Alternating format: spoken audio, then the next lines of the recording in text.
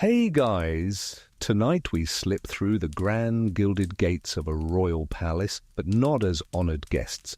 You're moving in the half-shadow of torchlight, your shoes clicking softly on cobblestones still damp from the afternoon rain. The metal scrollwork of the gate is cool beneath your fingertips, and above it, banners snap in the evening breeze. You probably imagine this as a world of velvet candlelight and champagne poured into crystal, but reality has a way of rubbing the gold leaf thin. By the time you're inside, you're already learning one thing. In palaces, glamour is always in the brochure, but drafts are in the fine print.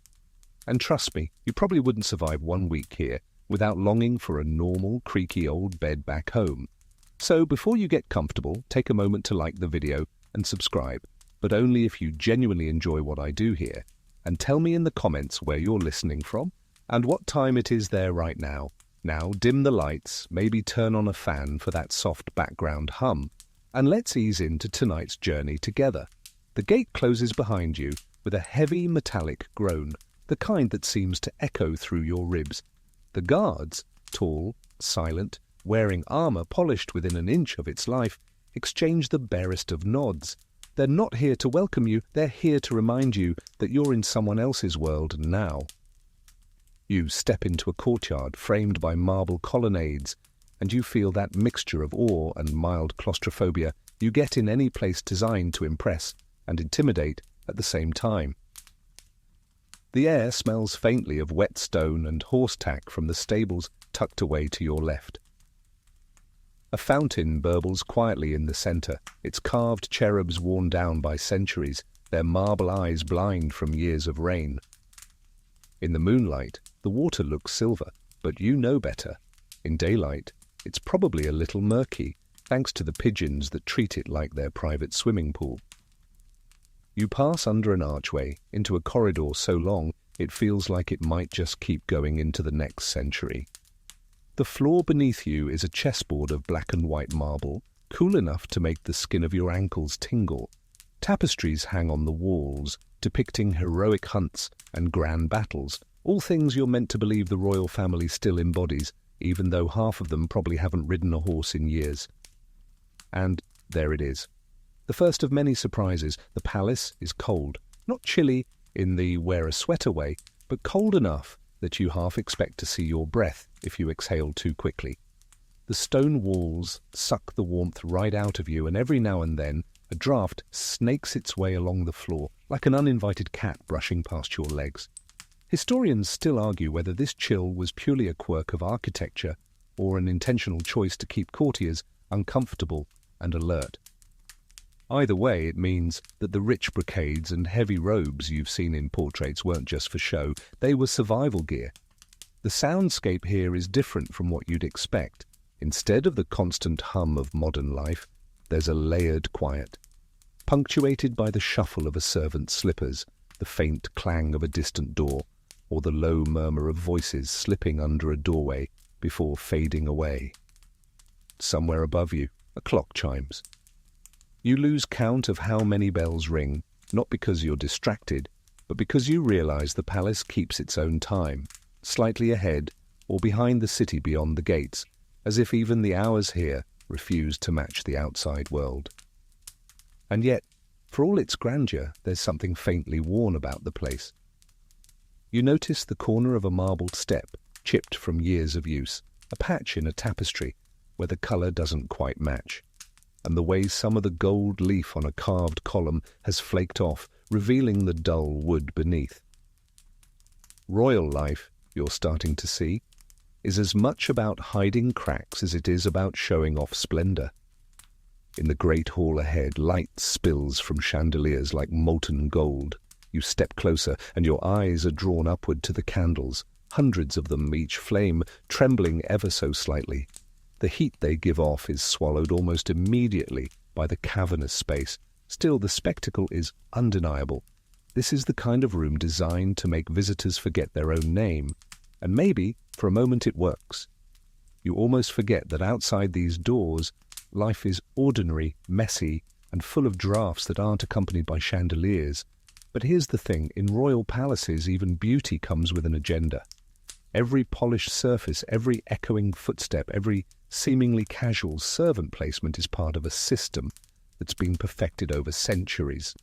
A system designed to watch, record, and, if necessary, remind you of your place. That's the undercurrent in the air tonight, colder even than the drafts. You take a few more steps, your fingers brushing the carved banister of a staircase so wide it looks like it could fit an entire parade. Somewhere above, faint music drifts down, not a concert, not a ball, just the quiet strains of practice. You think about climbing, about following that sound, but the guard at the foot of the stairs clears his throat ever so slightly.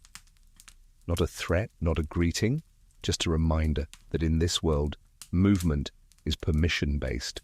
And so you keep to the hallway, turning a corner that leads you deeper into the palace's private wing. The torches here burn lower, the light dimmer, as though you've crossed some invisible border where only the initiated are meant to walk. You can feel the walls closing in slightly, the air heavier, the silence sharper.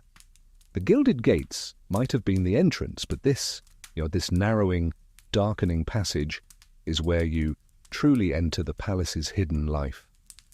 The private wing feels different the moment you step into it. Gone is the echo of public grandeur, replaced by the hushed, padded quiet of spaces meant for only a select few. The stone floors here are still cold underfoot, but they've been softened with thick, woven carpets that swallow your footsteps whole.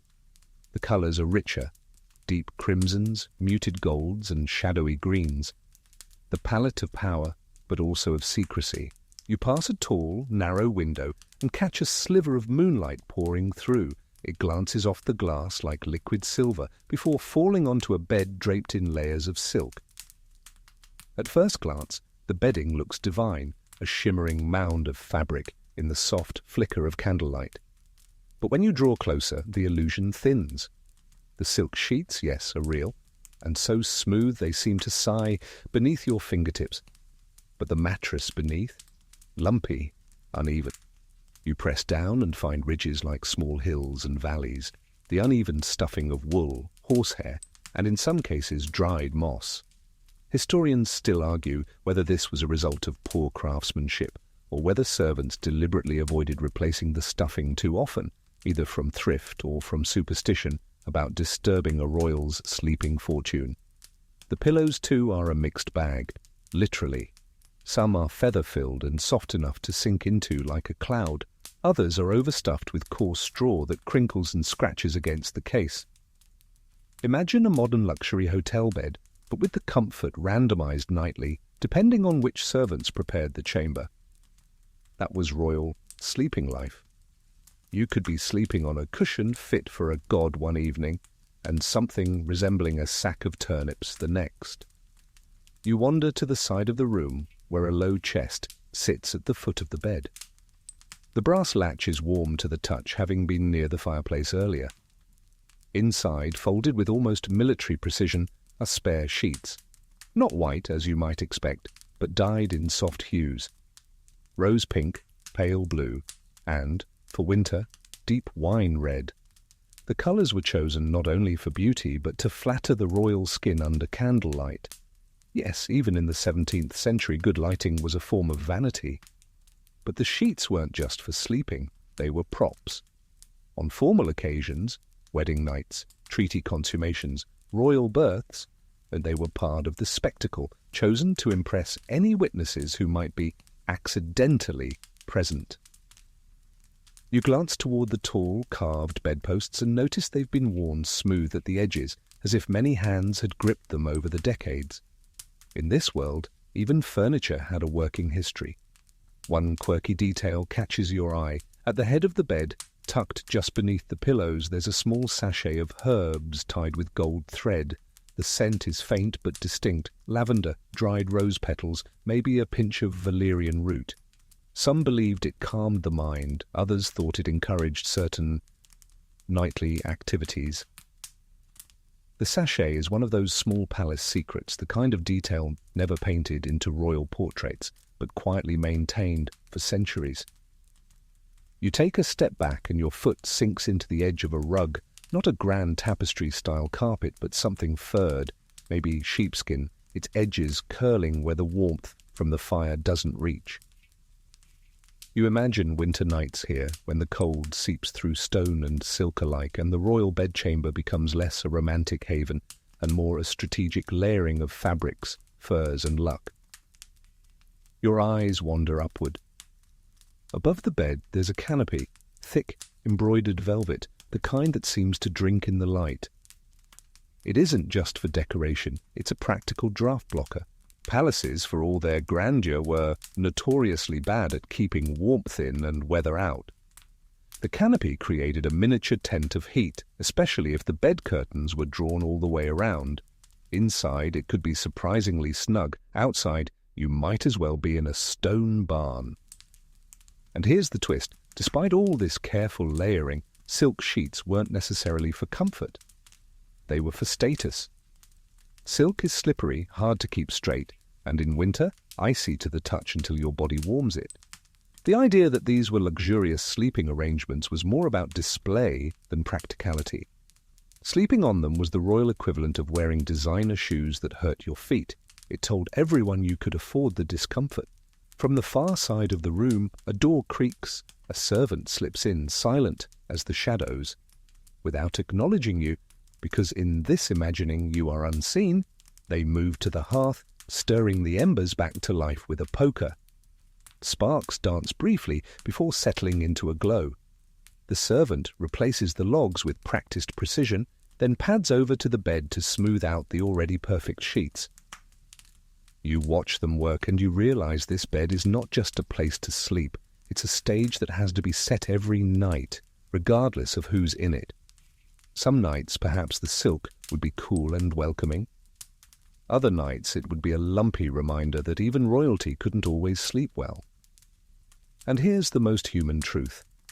Many monarchs took to sleeping in side rooms or smaller beds entirely, escaping the grand display for the sake of actual rest. They'd let the silk sheets sit untouched, perfectly made, so that the palace could keep its illusion alive. You move further into the private quarters, and it becomes immediately obvious. The palace is never truly yours, even when the doors are closed. You can feel it in the way the air shifts, the way footsteps echo from somewhere just out of sight. Privacy here isn't a privilege, it's a performance.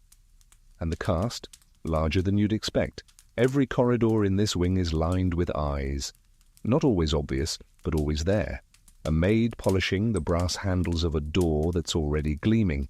A page boy carrying folded linens in a stack taller than his head. 2 guards standing silently at the end of a hallway, not even pretending to look elsewhere. Even when they avert their gaze, you can sense they're counting every move you make.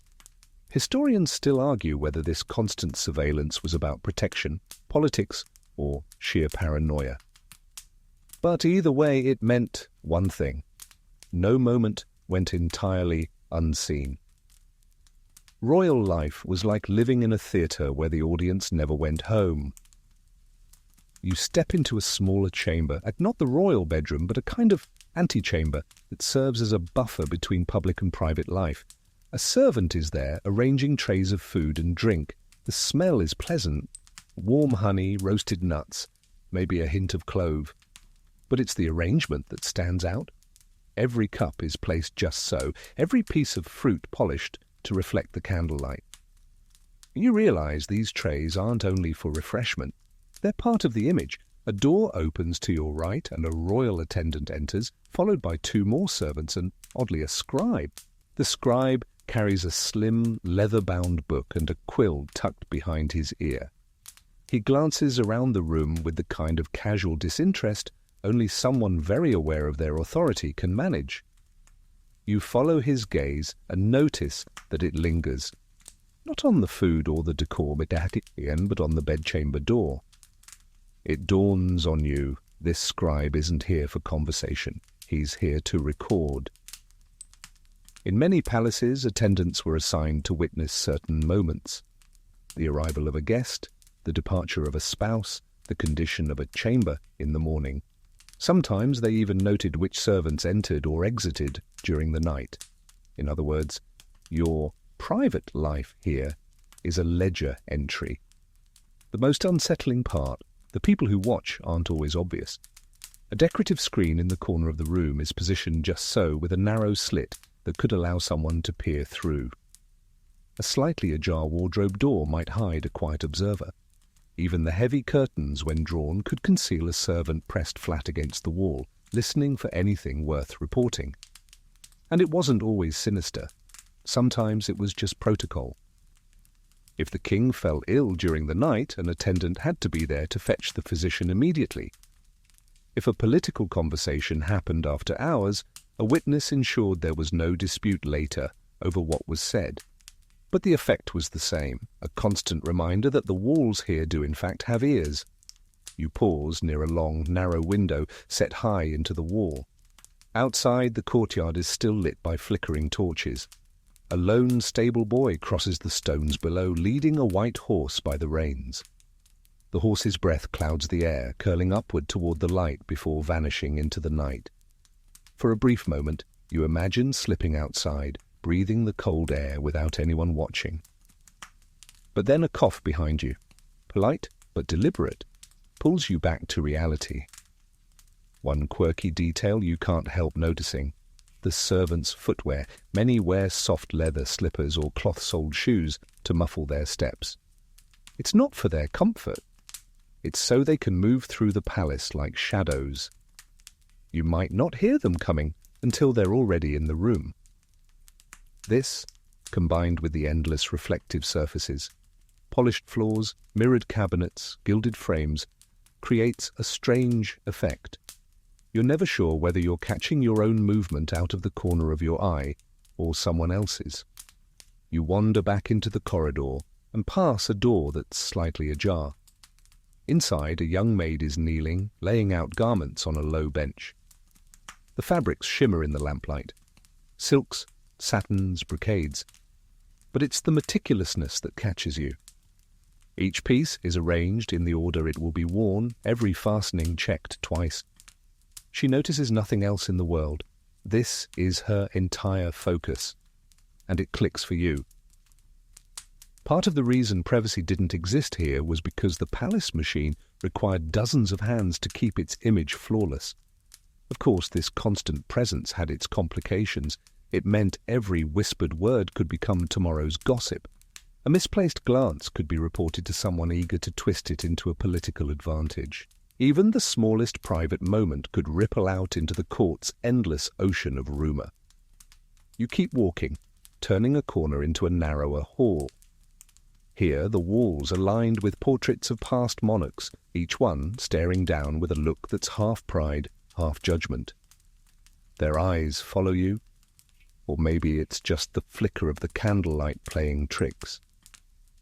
Still, in a place where you're never alone, even the paintings feel like witnesses. And somewhere deep inside you, a thought begins to take root. In royal palaces, the real luxury isn't gold, silk, or marble. It's solitude. And that's the one thing no crown could buy. You step farther down the hall and the sounds change. The faint clink of goblets, the low thrum of voices, the muffled shuffle of many feet on stone floors. It draws you toward a set of double doors, carved oak, heavy, and just slightly ajar. Through the crack, you catch a sliver of movement, candlelight glancing off gilded embroidery. You slip inside, careful to keep to the edges of the room. At first, it feels like you've entered a reception, ladies in silks, men in doublets, jeweled hairpieces catching the light. But then you realize this isn't a formal gathering. It's something far stranger, a marriage bed, set up as if on a stage. In the center of the chamber, the bed itself sits on a raised platform, its velvet canopy draped open on all sides. Around it, courtiers stand in a loose semicircle, some chatting quietly, others sipping wine, all pretending not to watch too closely. It takes you a moment to process that yes, this is the wedding night, and no, it is not private. The tradition, you recall, had a practical excuse. The consummation of a royal marriage wasn't just personal, it was political. Alliances depended on it. Dynasties relied on it.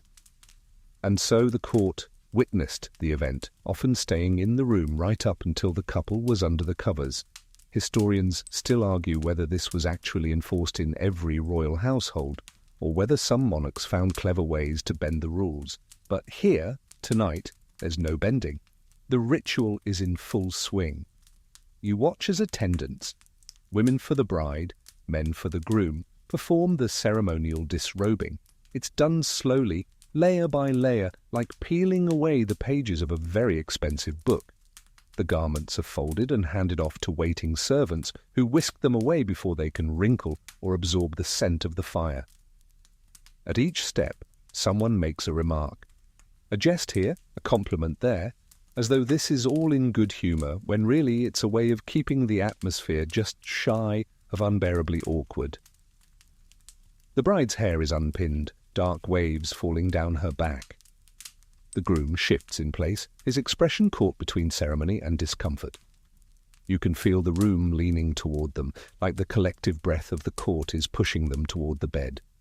And then, one of the oddest details of all, a small embroidered cloth is placed discreetly on the sheets. In some courts, it was meant to catch proof of the union, to be shown later as evidence. In others, it was purely symbolic, folded and stored away without being examined.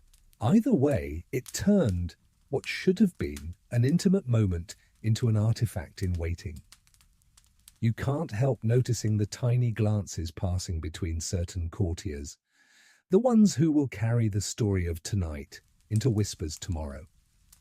The tone will vary depending on their loyalties. Supporters will describe it as graceful, dignified, almost holy. Enemies will make it sound clumsy, mechanical, maybe even humiliating. The truth will be somewhere in between, lost in the echo chamber of palace gossip. At the edge of the room, a scribe leans against the wall, a ledger open on a narrow stand. He doesn't write constantly, just now and then making small notations you can't quite see.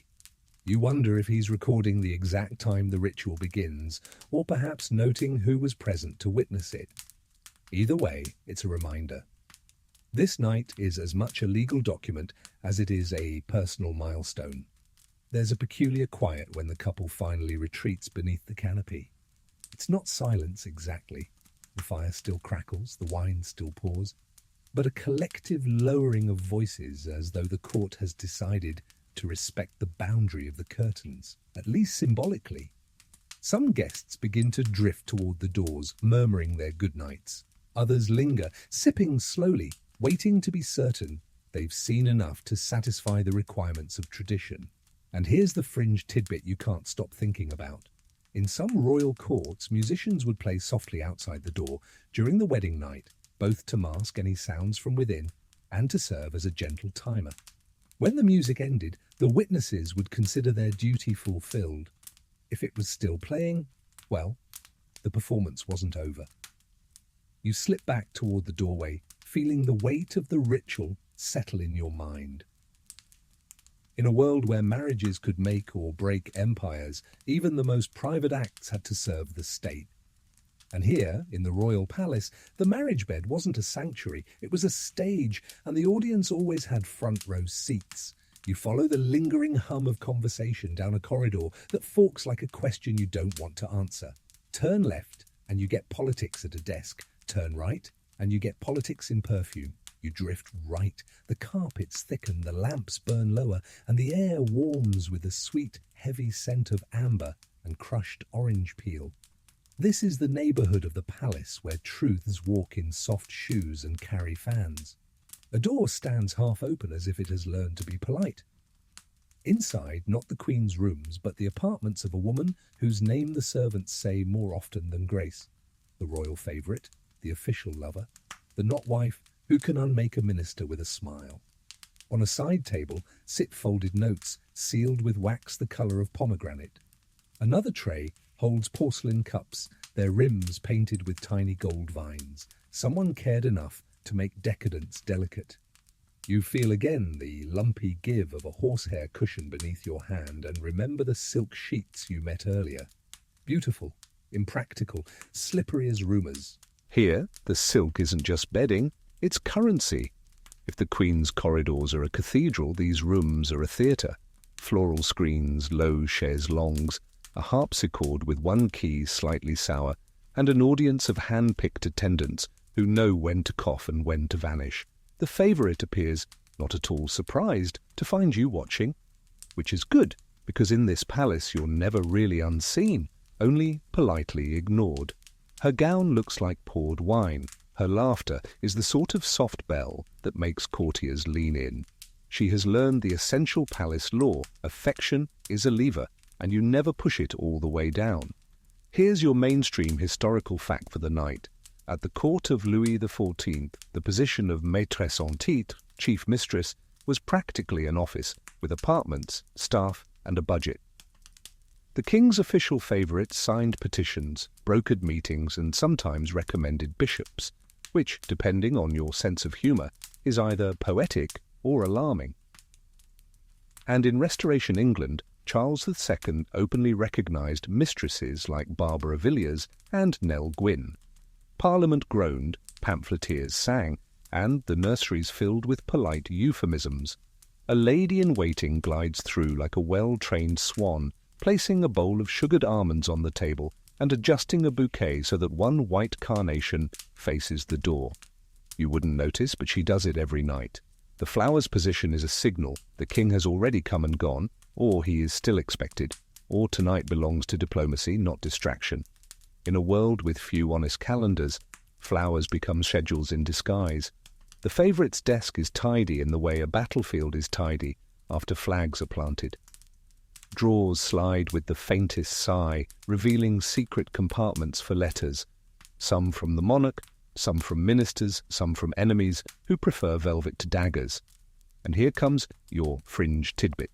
More than one royal mistress is said to have kept a tiny vial of perfume made with ambergris and crushed pearls, dabbed not for scent alone, but because pearl powder was believed to strengthen the heart. Was it medicine? Magic? Mood lighting for the bloodstream? Historians still argue whether these gilded remedies were superstition or early biohacking with better packaging. The door opens without knocking, not the king, a chamberlain. He bows with the kind of precision you could set a watch by, announces nothing at all, and leaves a folded paper on the desk. Inside that paper is the weather forecast for the palace, which faction blows cold, which minister warms, which cousin of a duke has begun to think himself important. The favourite will decide how the king hears these facts and in what order, the way a deft musician arranges a melody so the strongest notes land when the listener is ready. From the courtyard below drifts a scale on the harpsichord, that one sour key again, and you smile. In palaces, even music participates in the plot. If it gets louder, attendants should prepare. If it stops abruptly, someone has arrived who does not wish to be announced by trumpets. Subtle cues keep reputations from tripping on door thresholds. Think of it as courtly noise cancellation. You pass into the dressing room, a warmer cave lined with mirrors that duplicate candle flames into small, nervous suns. A hairdresser props a wig on a stand shaped like a faceless head. Pins glitter between her lips. On a stool sits a little silver box with a false bottom. Inside, love notes, yes, tongue, but also receipts. Don't laugh. Receipts matter when the Duchess across the way swears she never took a ring, and you can produce an invoice with her tidy signature saying thank you. In the palace economy, paper is a shield, and ink is armour. It would be easy, seen and lazy, to imagine the Queen and the official lover as constant enemies. Sometimes, yes, but just as often they orbited each other with a wary courtesy, like two cats who've decided the sun patch is big enough for both if nobody stretches. Queens needed peace to do their work, bearing heirs, hosting rituals, keeping foreign princesses from crying, and favourites needed stability to remain favourites. Historians still argue whether the presence of an acknowledged mistress soothed or worsened factional tension. Did the court channel its hopes through one golden funnel, or did it split into a dozen jealous rivers? You drift back to the salon and take in the crowd that isn't a crowd. Poets with pockets full of metaphors, mathematicians with pockets full of crumbs, Soldiers who prefer to stand because chairs are for people who sleep 8 hours. They come because the favorite can unlock an audience, and audiences unlock futures. Someone recites a verse comparing the king's mercy to the moonlight on a swan. Someone else mutters that the moon has phases. You try not to smile. Light joke number 1. In palaces, the moon doesn't wax and wane, it holds a meeting to discuss it. There's a knock the size of a heartbeat, and then the monarch enters as if the door has been practicing for this moment. Everything slows. The king moves to the window, says something about the night air, and the favourite answers with a remark that is both casual and precise, the kind of sentence that contains an appointment, a compliment, and a policy suggestion if you tilt it just right. Around you, glasses lower by a fraction, eyes widen by a hair. This is the quiet parliament of 2. Your second light joke glides in on a tray. Sugared cherries that everyone pretends not to like because fashion has declared bitterness sophisticated this month. You take one anyway. It tastes like scandal trying to behave itself.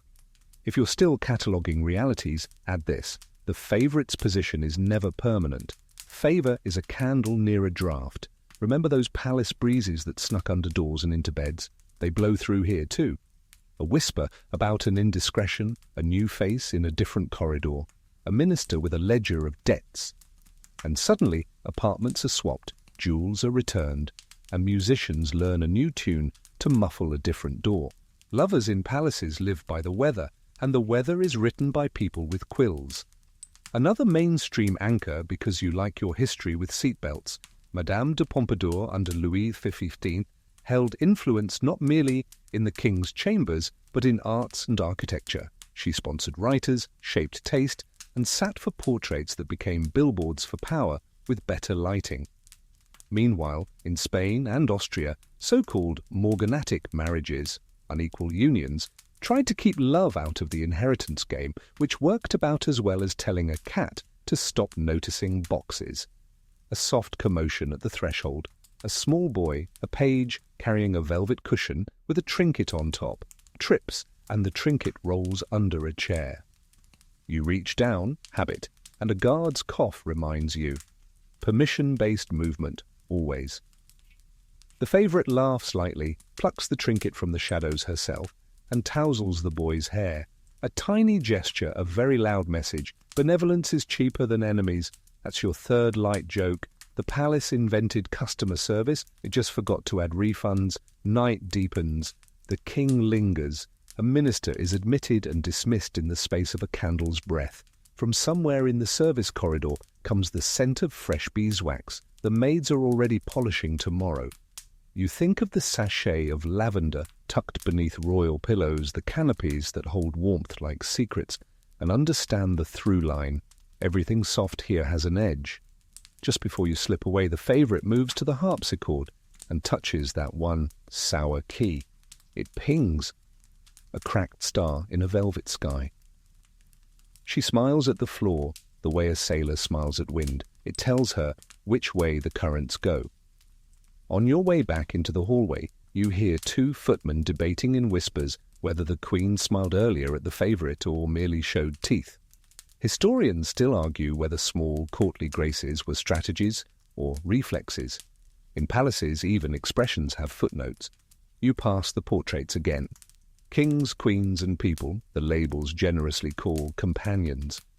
They gaze down with lacquered calm. Somewhere behind the walls a letter dries, a seal cools, and a career hardens or melts. The palace machine hums, sugar on its tongue and secrets in its gears.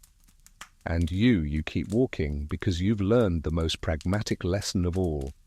Affection is power here, but privacy is the one luxury nobody can afford. The further you drift from the favourite's wing, the more the air cools. The warmth of perfume and velvet fades, replaced by something sharper. The faint mineral scent of stone, tinged with candle soot. You've entered an older part of the palace, where the walls seem to remember things you don't yet know. The corridors here are narrow, and the sconces burn lower, as if the very architecture wants fewer people to notice what happens here. You turn a corner and nearly walk into a blank stretch of wall. Blank, that is, until you notice the handle.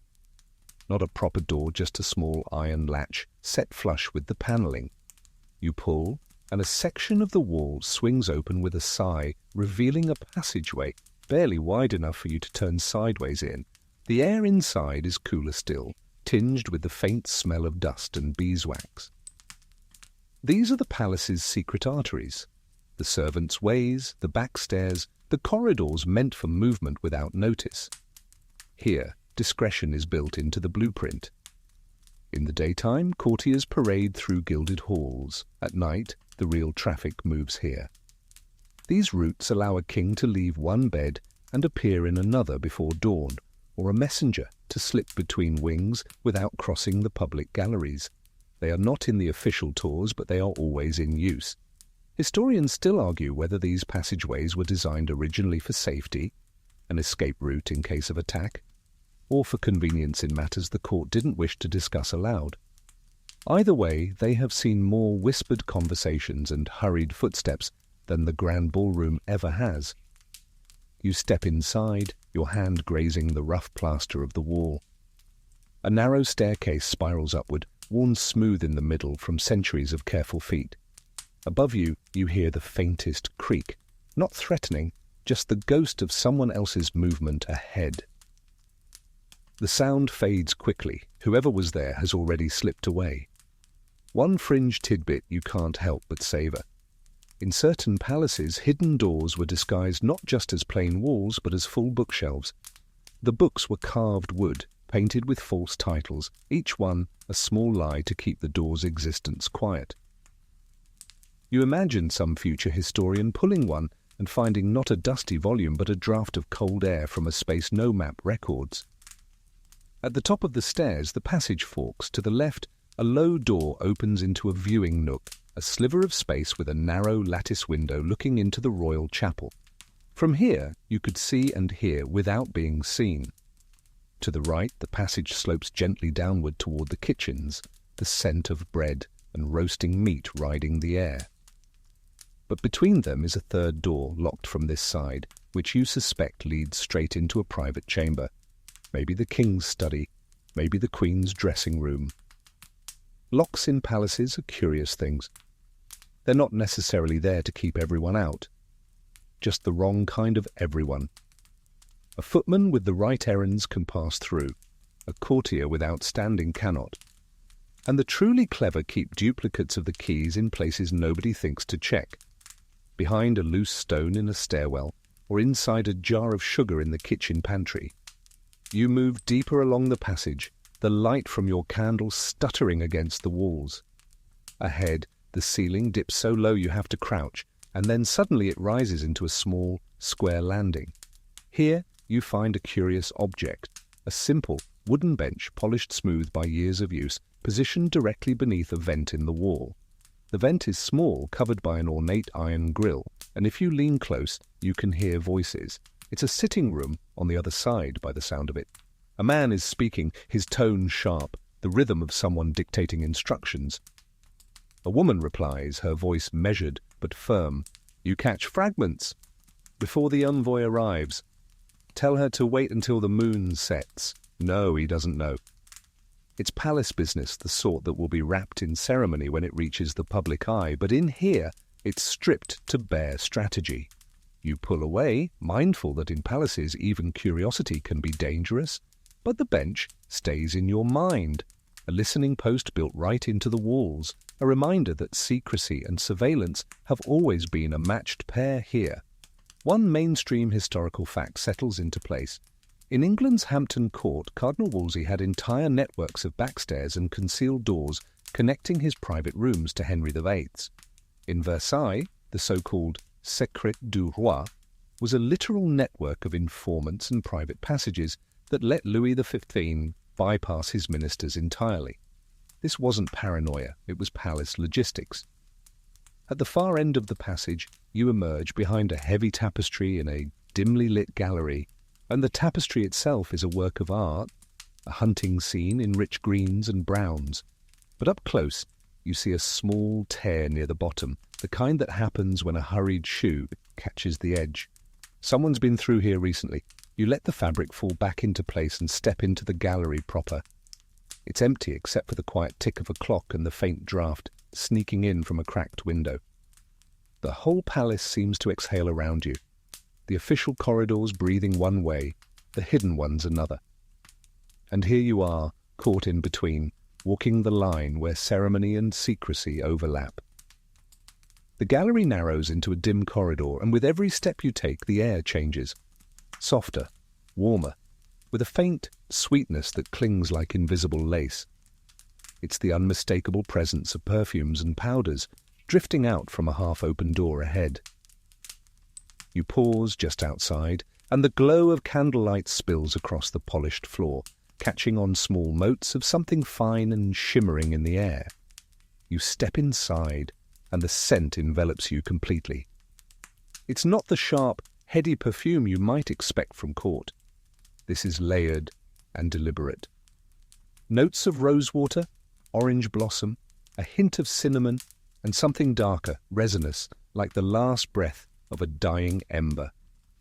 It is the alchemy of attraction and disguise. In the palace, smell is as much strategy as silk and jewels. A dressing table dominates the far wall, its surface a battlefield of beauty, ornate bottles of cut glass, jars of white powder, brushes with ivory handles, and tiny silver spoons for measuring just the right amount of some powdered root or exotic resin. You pick up one vial and tip it slightly. Inside is a deep amber liquid that catches the light like honey. A fringe tidbit springs to mind. In 16th century France, some perfumes were steeped in civet, a musk extracted from the glands of a small, cat-like animal, prized for its longevity on the skin. It masked not only the body's natural scent, but also the less romantic odours of palace life, damp stone, wood smoke, unwashed wool. Historians still argue whether these perfumes were primarily for seduction or self-defense. After all, in a building crowded with people, fireplaces and food stores, odours travelled faster than gossip. And gossip here moved at the speed of light. You glance toward the corner where a wooden cabinet stands with its doors ajar. Inside, neatly folded sachets of herbs are stacked in small linen pouches. Each is tied with coloured thread. Lavender for calm, rosemary for alertness, myrtle for supposed fertility. A palace servant might slip one beneath a pillow, into a pocket, or even inside a shoe before an important meeting. The scents clung to clothing and skin, becoming part of the person who wore them. One jar in particular catches your eye. Opaque, its lid sealed with wax. Beside it sits a handwritten note. Use sparingly before supper.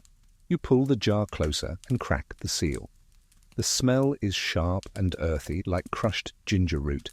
This, you recall, was sometimes ground into wine or broth as a mild aphrodisiac. Whether it truly worked or not is debatable, but in a place where influence could hinge on a raised eyebrow or a lingered glance, no one was willing to take chances. In the centre of the room, a dressing screen stands open, its silk panels painted with scenes of gardens and songbirds. Behind it, you find an unattended gown draped over a chair.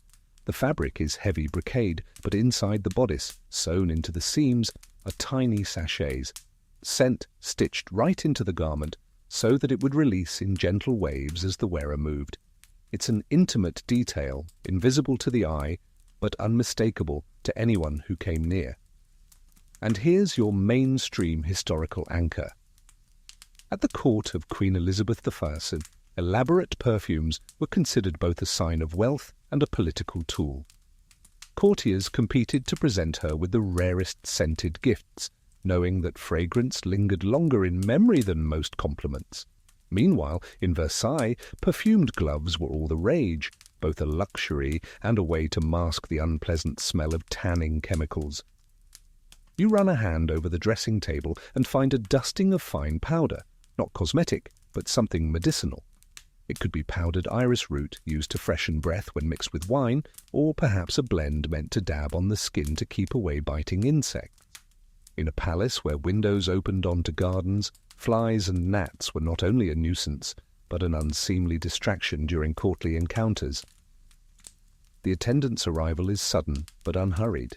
She carries a brass tray lined with more bottles, their stoppers carved into delicate shapes. A dove, a crescent moon, a tiny crown.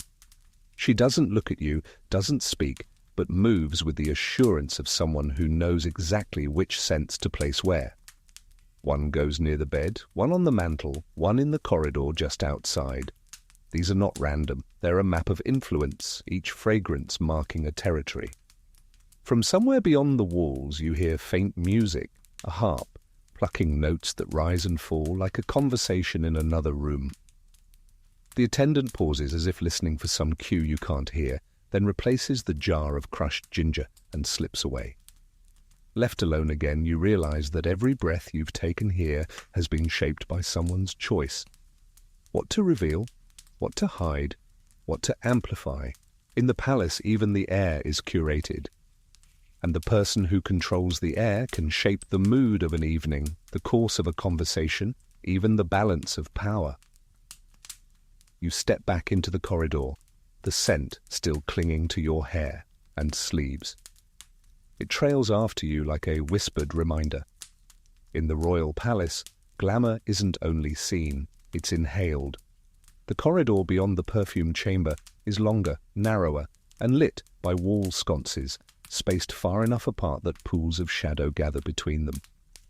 Your footsteps soften on thick, runner carpets, but even so you find yourself instinctively slowing, as if the air itself is urging caution.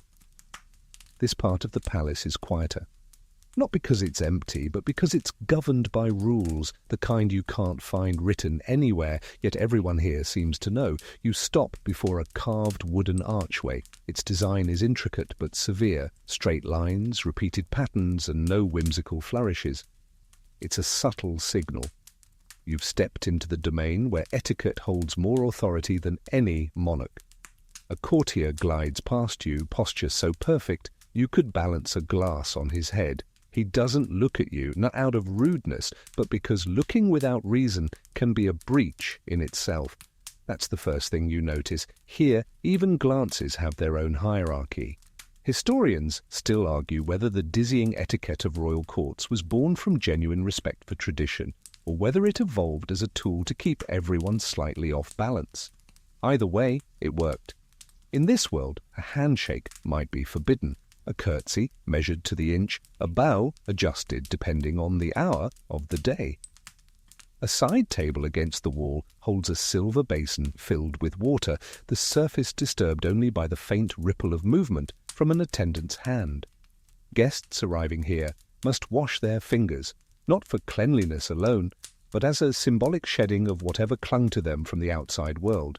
It is also, conveniently, a chance for the palace to observe who washes quickly, who lingers, who forgets altogether. You wander deeper into a receiving hall where a small group stands in careful formation. They're not speaking much, just exchanging nods and faint smiles, but you can feel the undercurrent, the silent dance of status. One man steps half a pace forward when another arrives, subtly conceding precedence.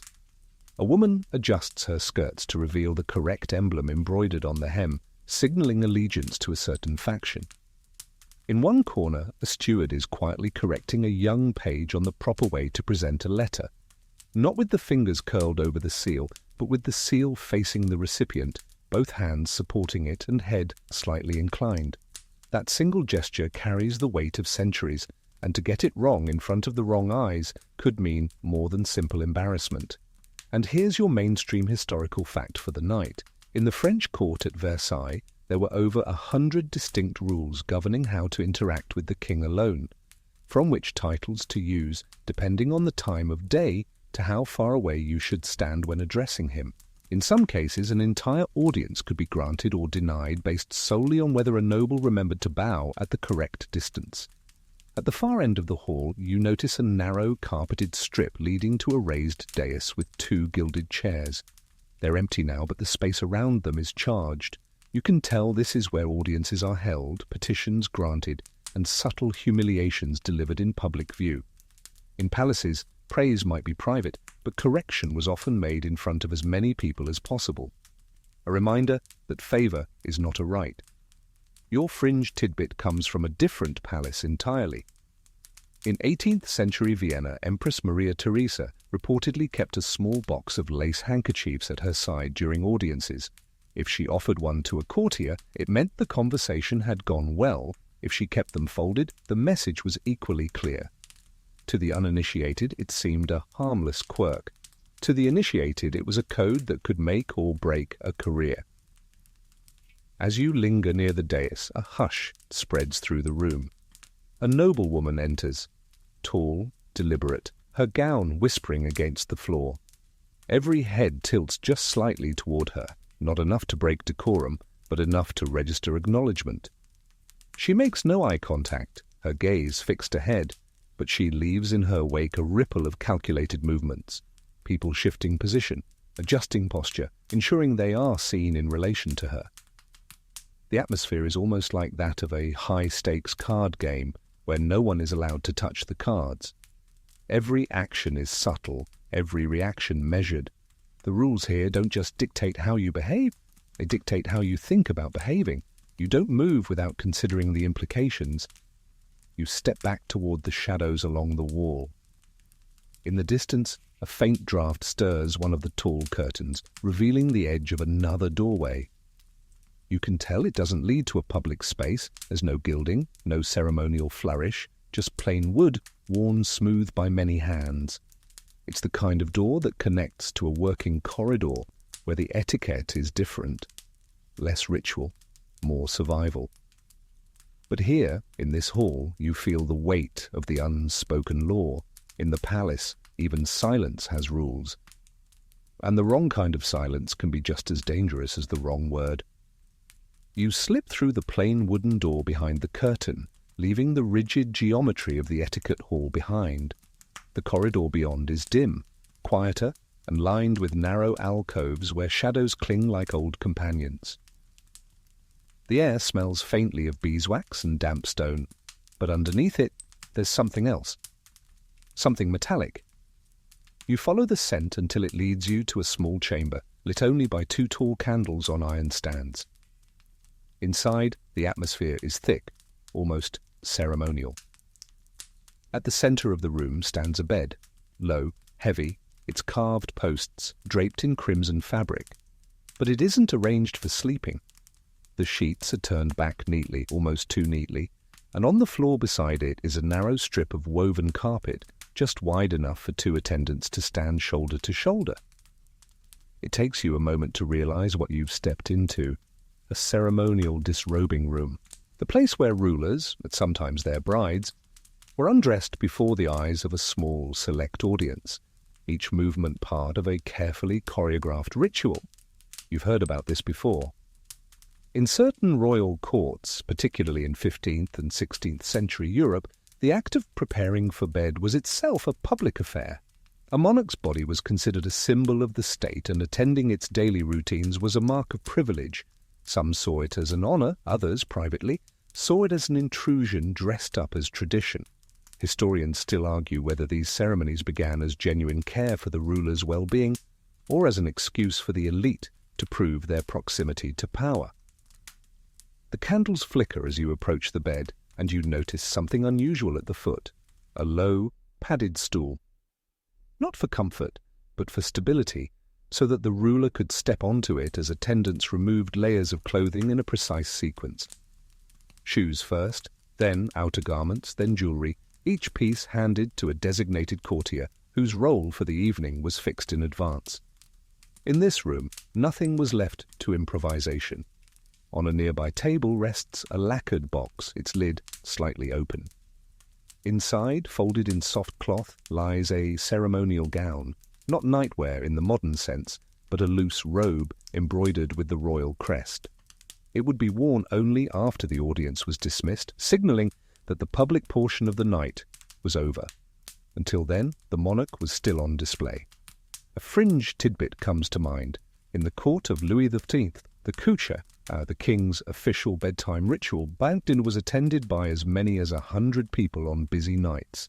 Nobles jostled for the right to pass him his slippers or remove his gloves, each small service a political gesture. Imagine trying to go to bed while half your workplace stood around watching, smiling just a little too much.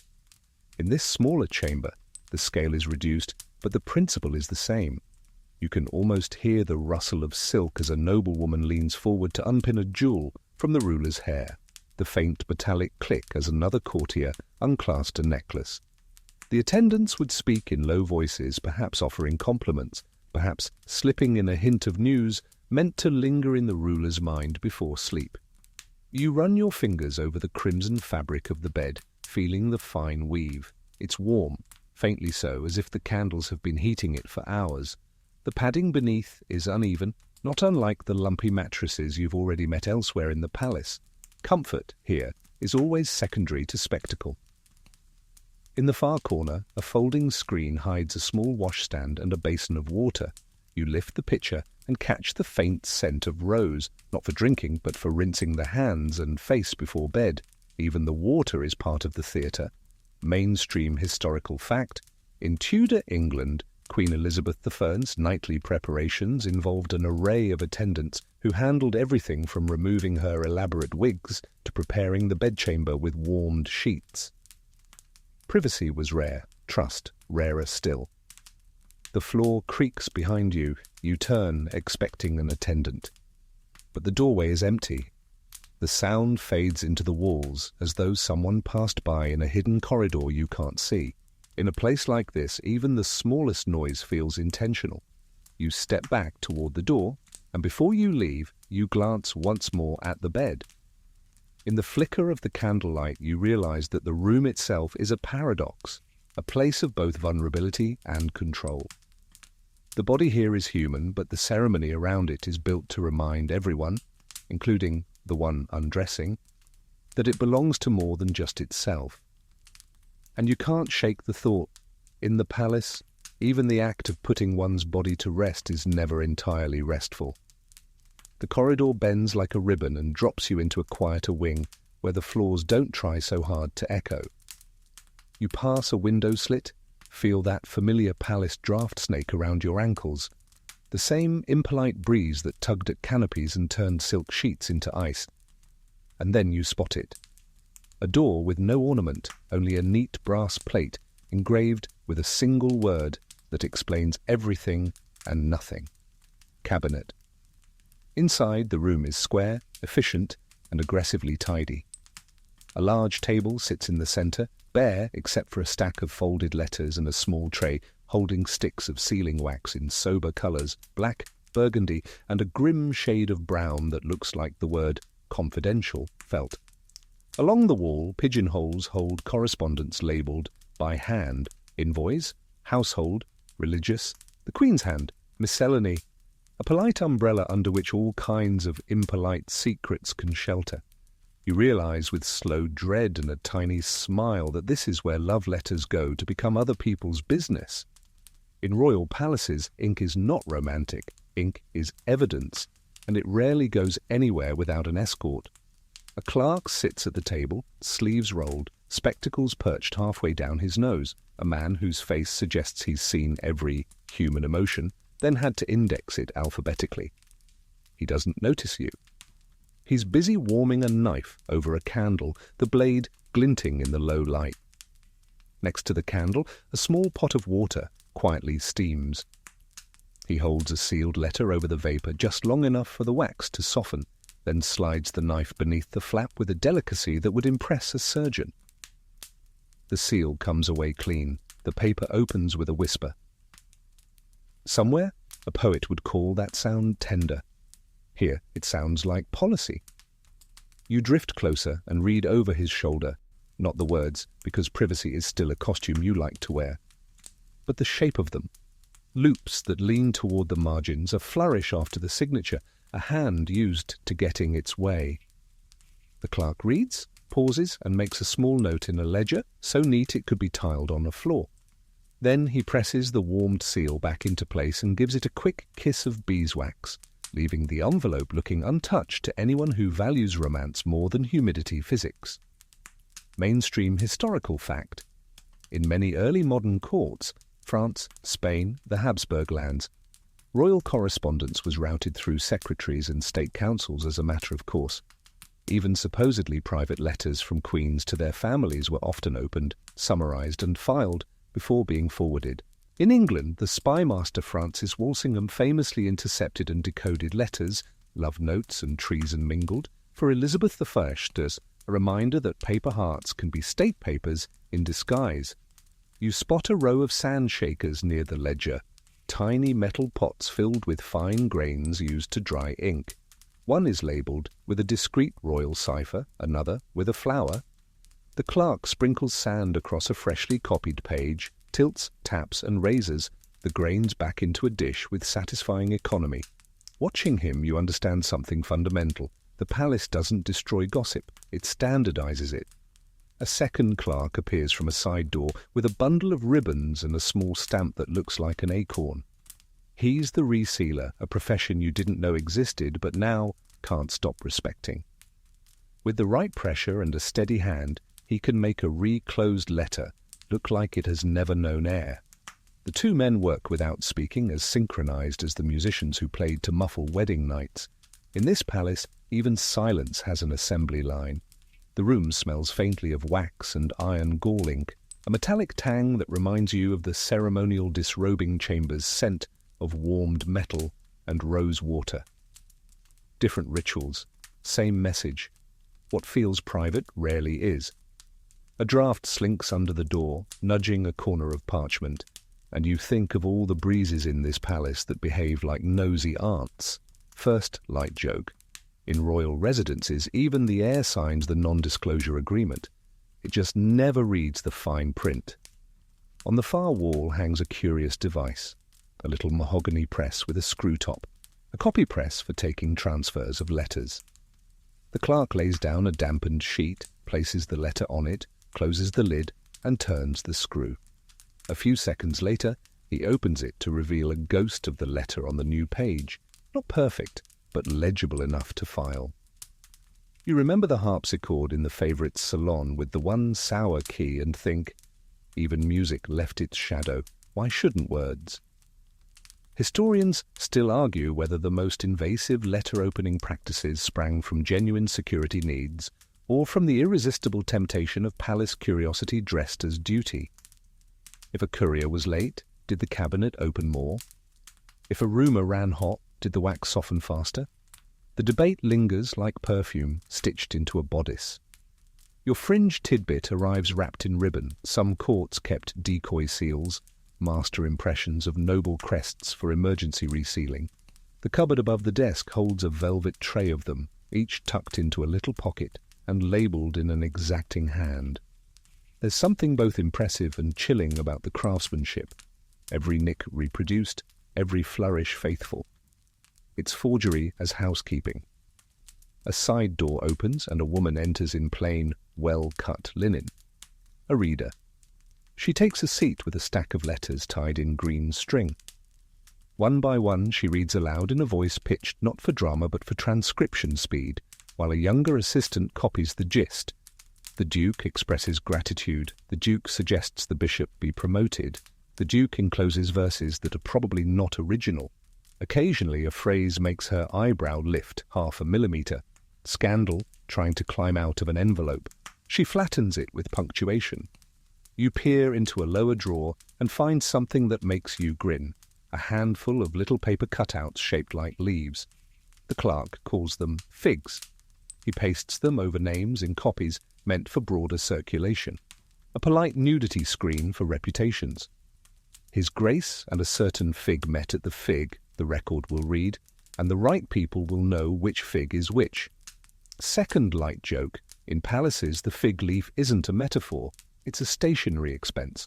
A servant slips in with a tray, not sugared almonds this time, but 3 porcelain cups of bitter chocolate. The clerk takes one, never looking up, and sips with the resignation of a man who has accepted that love affairs create more paperwork than wars. He coughs, gently, and the sound ricochets through your memory to the guard's cough near the grand stair, to the footman's warning in the favourite's rooms. Coughs are doorbells here. The door marked dispatch clicks, and a footman collects a neat packet tied with blue ribbon, the approved letters. Another bundle, tied with plain twine, is slipped into a locked box. You don't ask where those go. You don't have to. The palace has many cupboards. Some of them are in people's heads. A mainstream anchor shuffles forward and bows. At the Habsburg court, the Cabinet Kanzlei served as the emperor's private chancellery, screening petitions and personal notes before they reached the imperial hand. In Bourbon France, the king's cabinet noir, the Black Chamber, was notorious for opening mail. Even when a monarch wrote genuinely private letters, trusted secretaries often held the keys, the wax, the calendar, the memory. The hands were many, the handwriting was one. Out in the corridor you hear that faint musician's scale again, the harpsichord's one cracked star plinking in the dark. Someone is practicing, or signalling, or both. The palace is a choir and a code book. You turn your attention to a small side table stacked with strange, beautifully made tools, quill knives of varying widths, tiny spoons for ink powder, and a heated stamp that impresses a micro-sigil only visible when tilted toward the flame. The clerk uses it on a fold, so minute you'd think it accidental. If the letter returns with that crease disturbed, he knows the courier peeked. Auditing, but make it elegant. A courier bursts in, breathless, dusty, apologizing to furniture as he passes. "From the North Gate," he says. "Urgent," the Queen's hand. The room's temperature seems to change. The clerk accepts the packet with both palms, nods at the resealer, and looks to the reader. A triangle of expertise clicks into place. The seal is heated, lifted, the ribbon examined for tampering. The letter opens like it has been waiting all its life to do so. The reader begins, and even you hold your breath, not for scandal, but for tone. You've learned by now that tone is the palace's primary instrument. A cool sentence will travel differently than a warm one. A joke arriving without its wink will become policy by accident. Third light joke. Kingdoms have toppled for less, usually for a comma that refused to mind its business. What the letter contains isn't for you. You aren't cruel, just curious. But the process is, and you watch it complete itself like a machine with good manners. Summary written, copy-pressed, seal replaced, ribbon retied, sand shaken and reclaimed, ledger marked with the precision of a metronome. And then the courier is sent to rest 3 doors down while someone less tired runs the actual delivery, because in palaces the fastest path is rarely the straightest one. As you leave, you pass a small corkboard pinned with tiny scraps, fragments of paper, where hands practice signatures. The Queen's looping Q, the King's decisive K, a prince's uncertain flourish that has not yet decided what kind of man it belongs to.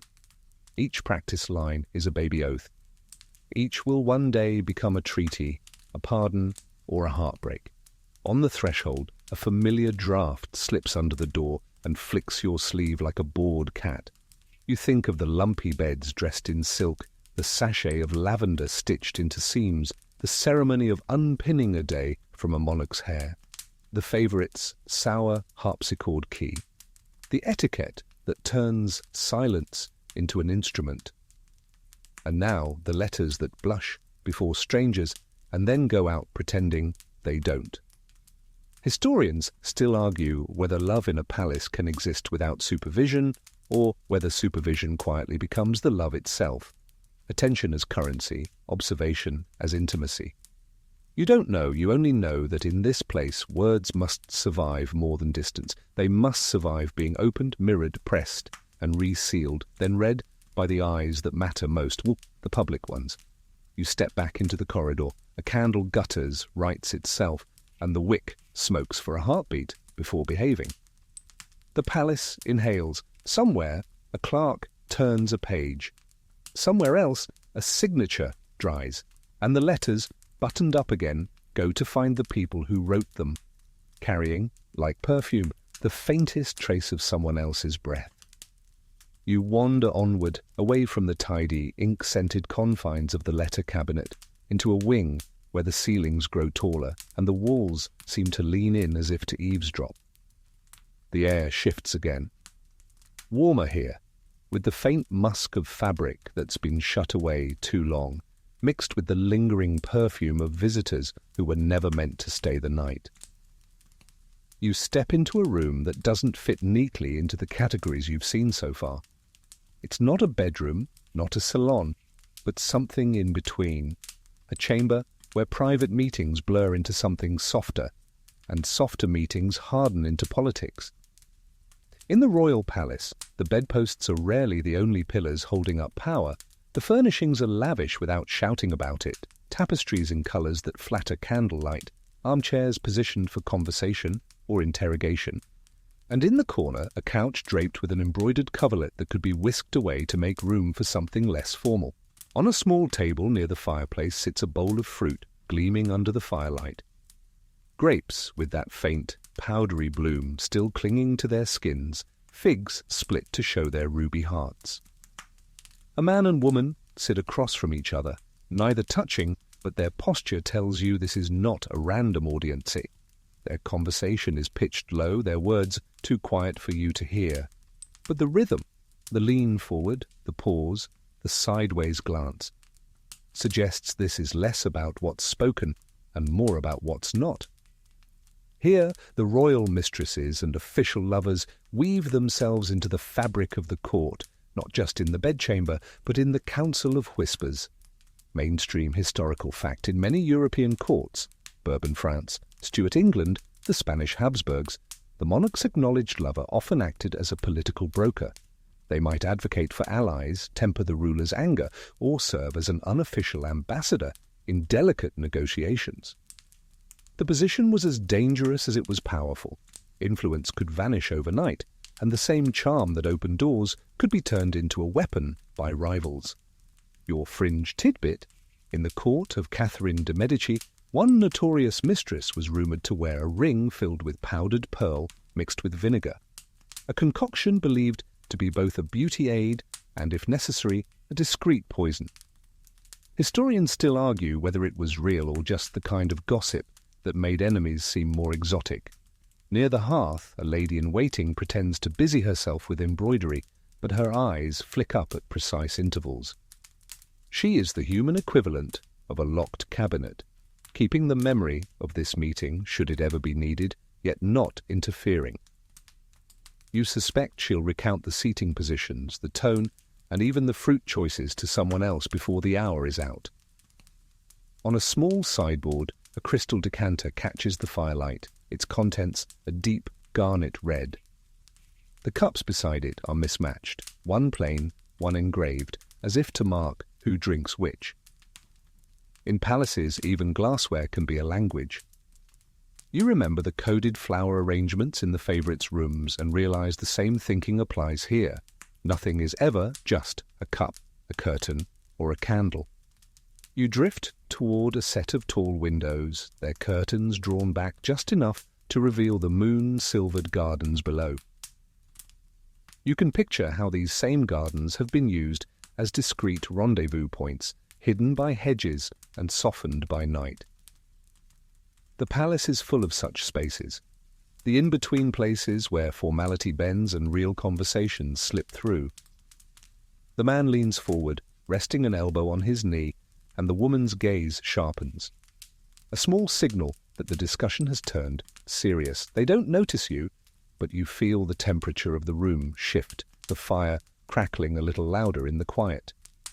Somewhere in the palace, a musician plucks at a harp string.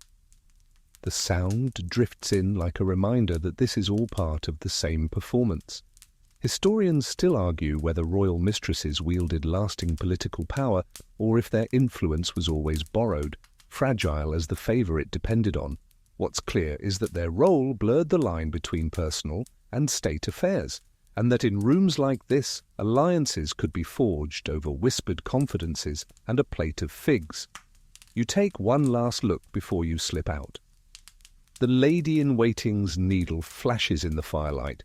The couple leans just a fraction closer, and the fruit bowl sits between them, as ripe as the rumour this meeting will become by morning. The next corridor feels like you've stepped into another climate entirely. Warmer, more humid, and carrying the unmistakable scent of spices and something faintly sweet. You follow your nose into a chamber lit with low, golden light, where a long sideboard is covered in dishes, bowls, and delicate porcelain cups. This isn't a formal dining room, it's more like a staging ground, a place where certain foods and drinks are prepared away from prying eyes before they make their way to royal lips. The air is thick with cinnamon, cloves, and the earthy musk of dried ginger. On a smaller table, a servant is grinding something with slow, deliberate movements in a mortar, the rhythmic scrape of stone on stone echoing faintly in the room. The mixture is dark, oily, and faintly bitter in scent. You realize it's one of the tonics the palace uses when the evening calls for more stamina than sleep. Mainstream historical fact. In Renaissance and Baroque courts, it was common for monarchs and their favored companions to consume exotic foods or herbal blends, believed to heighten vitality or arouse desire. Spices like nutmeg and cardamom, imported at great expense, were valued as much for their supposed effects as for their flavor. Sometimes the recipes came from distant lands. Other times they were improvised by court physicians who borrowed heavily from rumor and half-remembered apothecary manuals. You wander further in and find trays of candied fruits, slices of quince, orange peel, and ginger root, each glistening with sugar crystals. They look harmless enough, but you recall your fringe tidbit. At certain courts, candied ginger was considered a discreet aphrodisiac, served at private suppers and left in bedchambers alongside wine or fortified ale. Historians still argue whether this was rooted in genuine belief or simply a case of why not in a place where superstition and indulgence were regular bedfellows. Along the back wall, a row of delicate bottles catches the candlelight. Some hold clear liquids, others amber, one a deep crimson that seems almost to glow. The labels are written in a looping hand, for warmth, for courage, for rest. Whether these names are literal or poetic, you can't tell. A few have seals intact, suggesting they've been reserved for specific people or occasions. A cook in a linen apron steps through a side door, carrying a tray of small, lidded cups. Steam curls from the rims, carrying a scent so rich it's almost heavy. Chocolate, thickened and spiced with cinnamon, and perhaps a hint of chili. This is no casual treat. At the Spanish court, thick, drinking chocolate was an elite indulgence, believed to both energize and relax. In France, Madame de Pompadour was rumored to favor a recipe laced with ambergris for a certain warming effect. You glance at the doorway the cook emerged from and see another figure pass. A man in sober black, likely a court physician, his hands clasped behind his back. He pauses at a shelf, examines a jar, and replaces it with the same careful precision you've seen in letter clerks and chamberlains. In the palace, even food is handled like policy.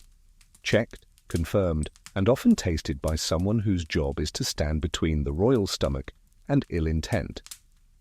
Historians still argue about how often these foods truly worked as intended, or whether they served more as psychological theatre. But here, it's the ritual that matters, like the preparation, the secrecy, the sense of participating in something both rare and slightly forbidden. Near the far corner, you find a small, lacquered box containing bundles of dried herbs tied with silk thread. Some are familiar, rosemary, mint, while others are harder to place, their scents more pungent, almost medicinal. A note inside the box lists their uses in a spidery script. To calm, to warm the blood, to rouse the spirit. You can imagine these being steeped into wine or infused into bathwater before certain nights. One light joke comes to you as you take in the scene. In the palace, even snacks have job descriptions. A low table nearby holds something more curious, a shallow brass dish filled with what looks like crushed pearls mixed with honey.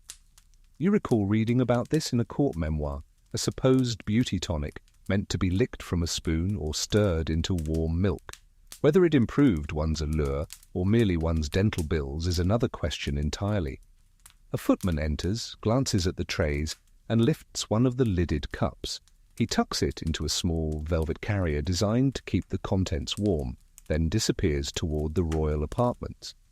Somewhere tonight, A cup will be placed within arm's reach of someone whose influence depends on being alert, charming, and just a little mysterious.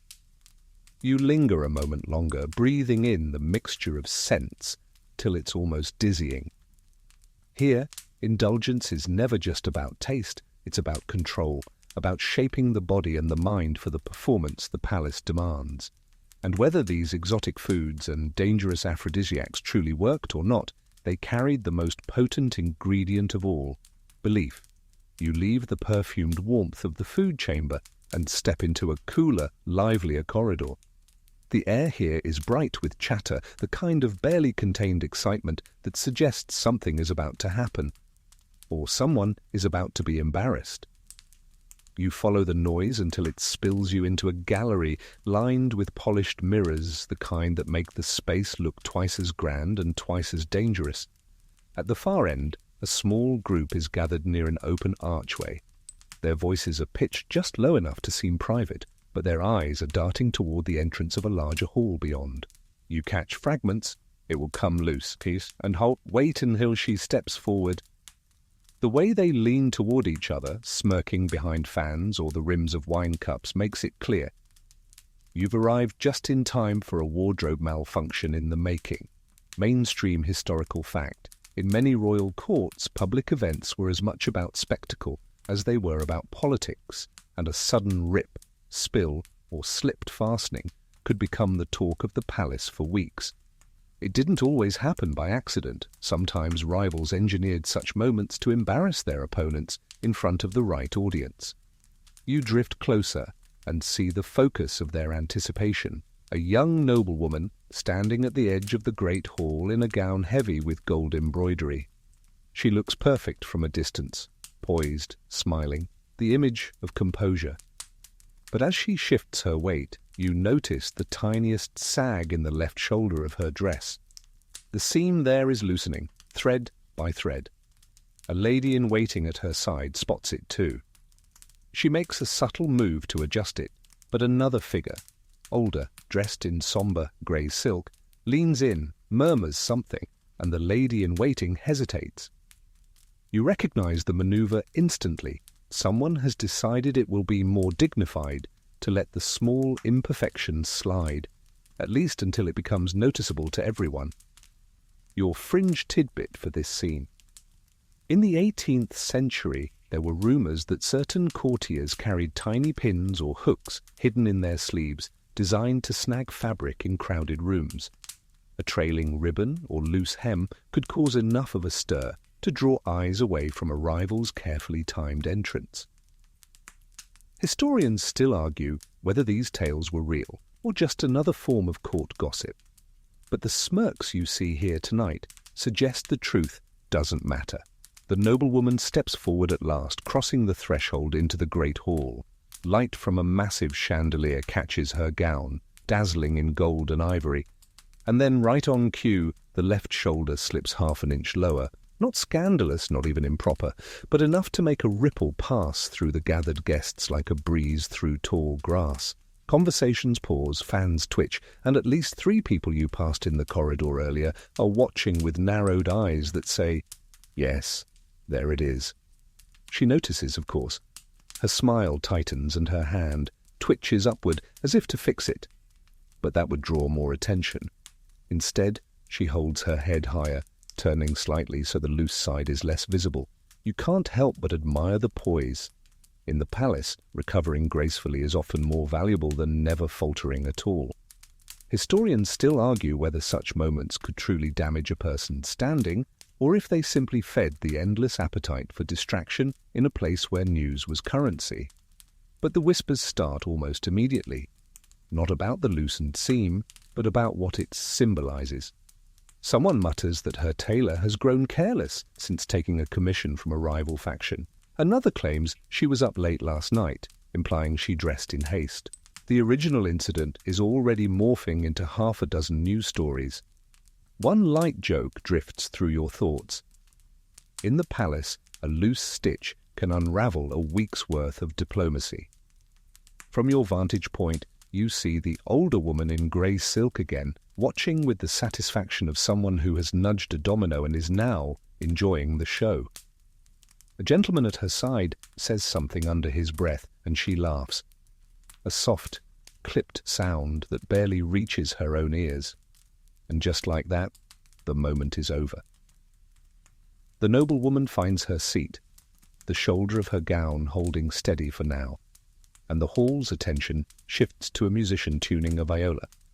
But you know, and they know, that by morning the tale will have been embroidered more than the gown itself. You slip out of the hall through a side door, leaving behind the mirrors, the smirks, and the lesson that in the royal palace, sabotage doesn't always require swords or poison. Sometimes it just needs a needle, a thread, and a perfectly timed absence of help. The side door leads you into a narrower, quieter passage, one that curves toward the Queen's wing. The walls here are softened with pale tapestries, pastoral scenes of deer and rivers. But don't be fooled. This is not a hallway for daydreams. It's an artery of palace politics in its gentlest disguise. You pass two women walking in measured steps, skirts brushing the floor like water over stone. They're dressed not in the flamboyant silks of court events, but in the understated elegance of the Queen's household, the famed ladies-in-waiting. Their faces are composed, their hands empty, but you can feel the weight they carry. These are not merely companions. They are gatekeepers, messengers, and sometimes quiet opponents to one another. They turn into a side room, and curiosity tugs you after them. Inside, the space is intimate, a low fire, cushioned chairs drawn close, and a writing desk with neatly stacked paper. The Queen herself is not present, but the atmosphere is unmistakable. This is where her personal circle meets when she wishes to be briefed, or when she wishes not to be overheard by the wider court. Mainstream historical fact. In many European palaces, the Queen's ladies-in-waiting formed a semi-official council, controlling access to her presence and influencing which requests or concerns reached her ears. In France, the Dame d'Honneur and Dame d'Atour held immense sway, overseeing everything from wardrobe decisions to which petitioners were admitted to the Queen's chambers. In Spain, the Camarera Mayor was so trusted that she sometimes carried the Queen's private correspondence herself. Your fringe tidbit for tonight. In the Tudor court, some ladies-in-waiting were strategically chosen by political factions so they could report on or subtly influence the Queen's behaviour. Historians still argue whether this was loyalty, espionage, or simply the palace's natural state of overlapping allegiances. One of the women in the room, tall, with a small cluster of pearls pinned in her hair, is reading a letter aloud in a low, measured tone. The other listens intently, occasionally interjecting with a quiet, "Yes, but," or "She will not like that."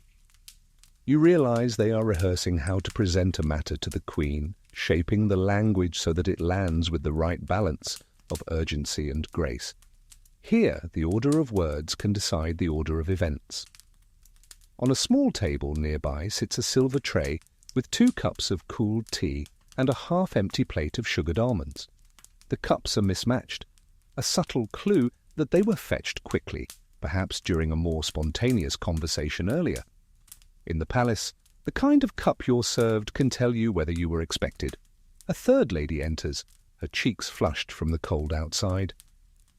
She carries a folded bundle of cloth and sets it gently on the desk. When it's unwrapped, you see it's a small length of fine lace, still attached to a section of gown. The tear along one edge is obvious and deliberate. You can't help but think back to the noblewoman's slipping gown in the hall. Here, the aftermath is being catalogued, discussed, and perhaps planned for future use. The conversation shifts to quieter tones. You catch the words audience list and Tuesday, followed by a faint chuckle. These women are not only aware of the palace's currents, they steer them. When the Queen wishes to reward, they know whose name to push forward. When she wishes to punish, they know whose request to conveniently misplace. Historians still argue whether queens relied more heavily on their ladies for friendship or for strategy. In reality, the roles were inseparable. A whispered joke could lighten the Queen's mood before a tense council, A casual remark about a certain courtier's new horse could plant the seed for a larger political move. One light joke slips into your mind as you watch. In the palace, friendship is just diplomacy without the paperwork. The women finish their discussion, the letter is folded away, and the lace fragment is tucked into a small cedar box. Perhaps as evidence, perhaps as a keepsake. The tall one glances toward the door, her gaze lingering for a fraction too long, as though checking whether someone has been listening. Then she smiles, but the smile doesn't travel all the way to her eyes. You step back into the corridor, the sound of their voices fading behind you. In the Queen's household, loyalty is a delicate weave, strong enough to hold together under strain, yet always one pulled thread away from unraveling. The corridor from the Queen's wing narrows, the air cooling as you step into a long gallery where the walls are hung not with portraits, but with massive quilted hangings in muted shades, deep burgundy, slate blue, and earthy gold. At first they look purely decorative, but then you notice their thickness. These are not just for show, they are insulation. You follow the gallery until it opens into a chamber you can't quite name. It's spacious but oddly sparse, dominated by a single enormous bed placed directly in the center. The bed is high enough that you'd need a stool to climb onto it, its carved frame gleaming in the low firelight. A group of attendants, 4 women and 2 men, are moving briskly around it, each with a task. One shakes out a heavy fur coverlet, the hairs catching the firelight like spun copper. Another unrolls a bolt of linen and begins to cut it into sheets. A third, kneeling at the foot of the bed, pulls taut the cords that crisscross the frame, tightening them like the rigging of a ship. You realize you're watching the palace's seasonal bedding change, carried out with the precision of a military drill.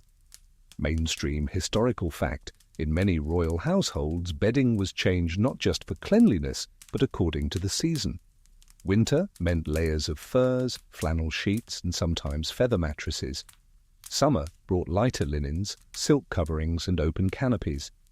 The process was elaborate and time-consuming, often involving a team of attendants. Your fringe tidbit. In the court of Louis XIV, there was an official ceremony called the Grand Lever and Couche for changing the king's bedclothes, attended by courtiers who treated it as a privilege to witness. Historians still argue whether this was purely ritual or a clever way to reinforce the king's central role in court life, even in something as mundane as making the bed. Here, the operation is quiet but deliberate. The furs are shaken to release any lingering dust, then brushed with stiff bristled tools dipped in a mixture of vinegar and lavender water. One attendant warms bricks by the fire, then wraps them in cloth to tuck at the foot of the bed. Another carries in a cedar chest and begins to layer sachets of dried herbs between the folded summer linens inside. You notice that the bed frame itself is a work of art, massive posts carved with entwined vines and clusters of grapes, their leaves curling in intricate detail. The canopy is thick velvet, its underside lined with quilted silk. When the curtains are drawn, it will be as close to a tent as possible without leaving the room. In a palace notorious for its draughts, that little enclosed space is worth more than all the gold thread in the tapestries. One attendant tests the tightness of the mattress ropes again, leaning his weight into them until they give just slightly. He adjusts the knot, murmurs to the woman at the head of the bed, and they both step back to admire their work. There's no wasted movement here. They've done this dozens, maybe hundreds of times.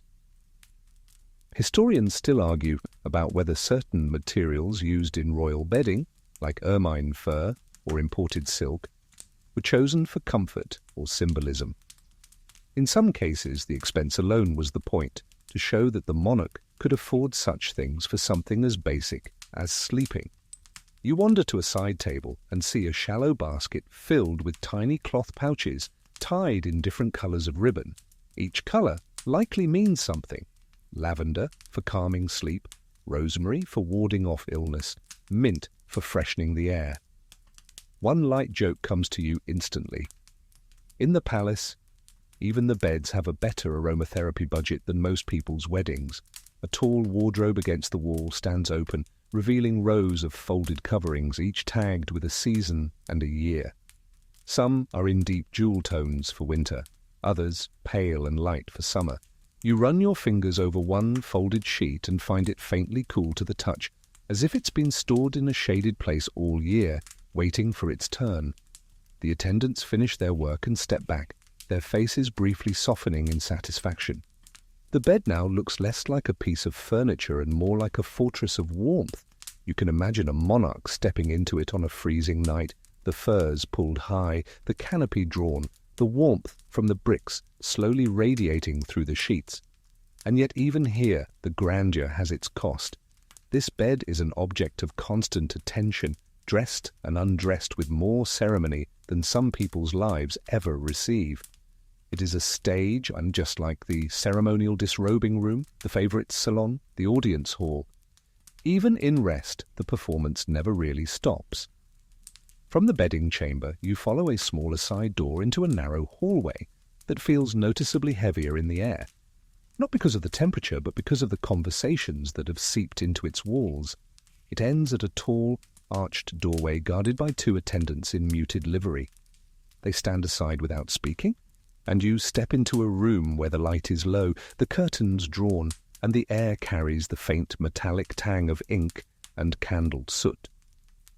Here, the bed is gone, replaced by a large oval table. Around it, chairs are drawn close, and on the tabletop lies a scatter of scrolls, folded parchments, and wax tablets. This is not a room for rest or ceremony. It is a room where the bed becomes a battlefield before anything is even conceived. You realize quickly this is where succession disputes are fought before heirs are even born. Mainstream historical fact. In many royal courts, the question of producing an heir was a matter of state, not simply a private concern.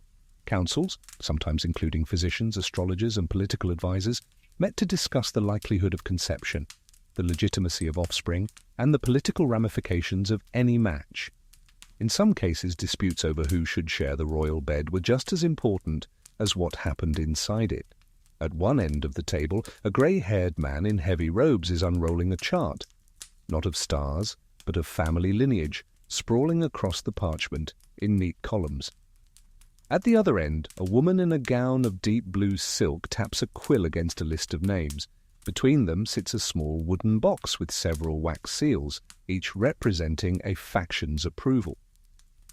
You notice one seal, but a lion rampant is missing. The discussion you overhear is careful, almost too careful. Words like claim, precedence, and legitimacy are repeated with the delicacy of people carrying fine glass through a crowded room. One man clears his throat and mentions that the matter is urgent, which in palace terms could mean anywhere from tomorrow to the next 3 years. Your fringe tidbit, in certain medieval courts, disputes over heirs sometimes led to the bizarre practice of witnesses being invited to observe, or claim to observe, a royal couple in bed together to verify that the marriage had been consummated. Historians still argue whether these witnesses were ever truly present or if the reports were manufactured to bolster political positions. Either way, the line between fact and theatre was rarely more than a thread thick. On the table lies a sealed leather pouch, its cord wound tightly 3 times. When a young clerk opens it, he pulls out a folded letter with a wax seal bearing the crest of a neighbouring kingdom. You catch only a phrase. "We must insist on our bloodline's rights," before it's passed along. The woman in blue glances at it, then tucks it under her arm without comment. Beside her, a physician in a plain brown coat is murmuring to another advisor about cycles and remedies, his tone clinical but edged with impatience. You remember the ginger infusions and candied aphrodisiacs in the food chamber and realize those were not just for pleasure. They were part of a larger, relentless plan. One light joke comes to you as you watch. In the palace, romance is just war with warmer sheets. The man with the lineage chart points to a name and says something about precedence through the maternal uncle, which causes the woman in blue to raise an eyebrow. You can feel the tension sharpen. This is the kind of disagreement that will outlast the hour, maybe the year. Some disputes are slow-moving storms, others are lightning strikes. This one feels like both. On a side table, you notice a collection of small, carved tokens, miniature crowns, lions, fleur-de-lis, each carved from ivory. A clerk occasionally moves them around the table's edge like pieces on a game board, marking alliances and rivalries as the discussion shifts. It's a quiet reminder that here, people are as movable as pawns if the right hand decides to push. Historians still argue whether such councils truly influenced royal marriages or if they merely reflected decisions already made elsewhere. But in a world where the right match could secure a border or start a war, no detail was too small to be catalogued, debated, or fought over in whispers. The discussion shows no sign of ending as you slip toward the door. Behind you, the voices blur into a steady hum, the scraping of quills on parchment, punctuated by the occasional soft thump of a seal being pressed into hot wax. Here, heirs are not only born in the bedchamber, as they are drafted, disputed, and sometimes destroyed before they ever draw breath. The council chamber's low murmur fades as you step into a side corridor, its stone floor worn smooth by generations of feet. A row of tall, narrow windows lets in a thin light, and you follow it toward a quieter, more ornate wing. The air here is warmer, scented faintly with beeswax and imported wood, a telltale sign you're approaching the suite reserved for foreign brides. The first thing you notice when you enter is the shift in style. The walls are hung with silk panels in colours you haven't seen elsewhere in the palace: jade, coral, pale gold, and the furniture is lighter, with delicate inlays in mother-of-pearl.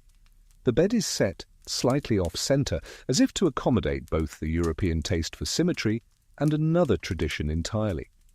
A group of attendants are unpacking a chest near the far wall. It's painted in a style unfamiliar to you, with winding patterns of vines and birds. As the lid opens, the scent of sandalwood drifts into the room, layered over with something spicier, maybe cloves. Inside are folded garments in fabrics softer and lighter than the thick brocades used elsewhere in the palace.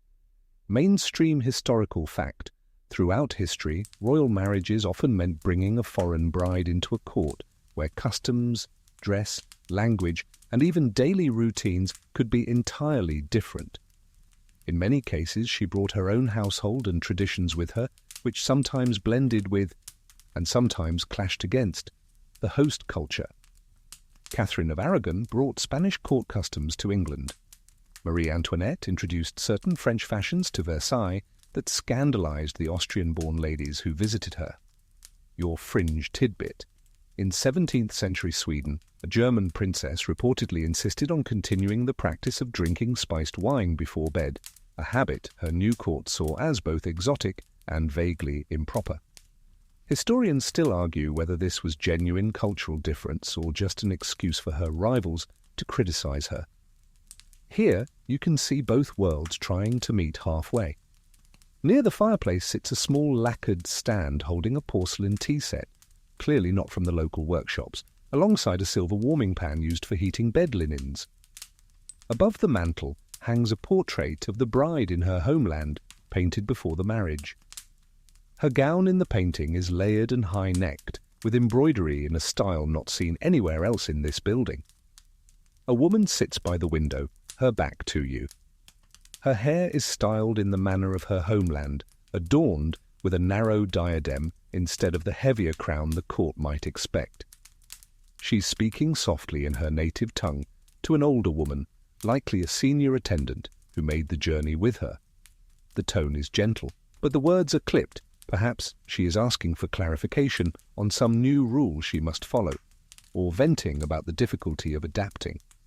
On the writing table nearby lies a folded parchment with a translation guide, one column in her native language, the other in the language of the court. The words are practical: bed curtain, hot bricks, linen chest, night watch. The fact that they are written down means she is still learning. The fact that they are left in plain view means she trusts her household enough to admit it. Historians still argue whether foreign brides were more likely to be isolated or celebrated upon arrival.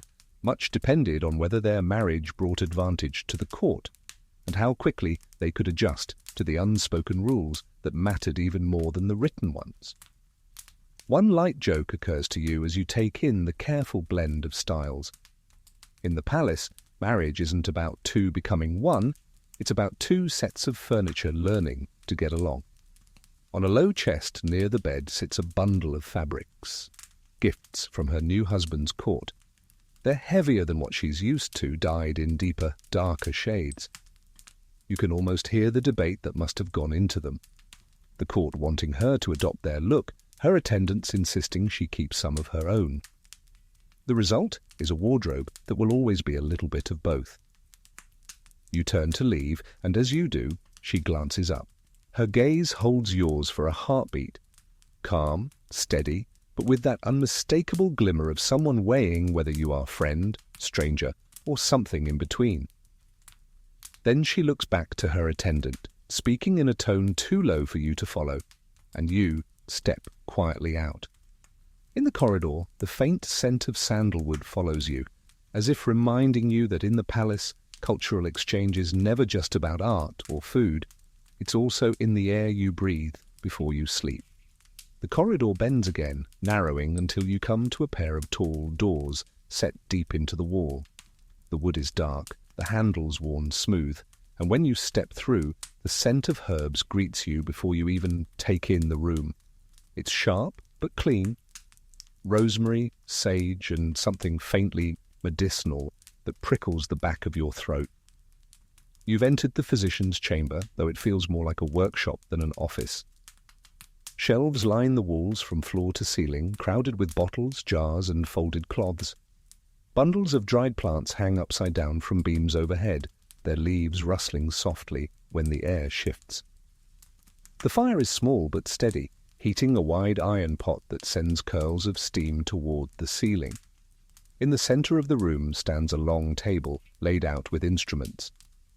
Some are familiar: scissors, mortars, pestles, while others look like they belong in a carpenter's shop. Next to them, a row of small glass files gleams in the candlelight, each labeled in a tight, precise script. One reads for fevers, another to soothe the blood, and a third before rest. You can guess what that one might be used for. Mainstream historical fact: royal physicians often held more influence than their title suggested. They were present at births, deaths, and in the many moments in between when the health of the monarch, or their heirs, was treated as a matter of state. In some courts, the chief physician was privy to secrets that even ministers never heard. Your fringe tidbit. In the French court of the 17th century, it was not uncommon for a physician to be called into the bedchamber during intimate moments, not out of voyeurism, but to confirm the monarch's vital health or to witness attempts at producing an heir. Historians still argue whether these visits were routine or simply rare occasions blown out of proportion by gossipy memoirs. At the far end of the table, a man in a dark robe leans over a parchment, writing slowly with a quill. His hands are steady, his brow furrowed in concentration.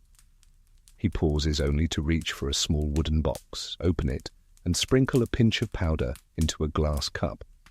Without looking up, he tips in a measure of wine from a ceramic jug, swirls it, and sets it aside to steep. The scent that rises is bitter, not something you'd drink for pleasure. Behind him, a younger assistant is grinding something in a mortar, the rhythmic crunch filling the silence between the occasional crackle of the fire. On a nearby stool sits a tray holding folded bandages neatly stacked and ready.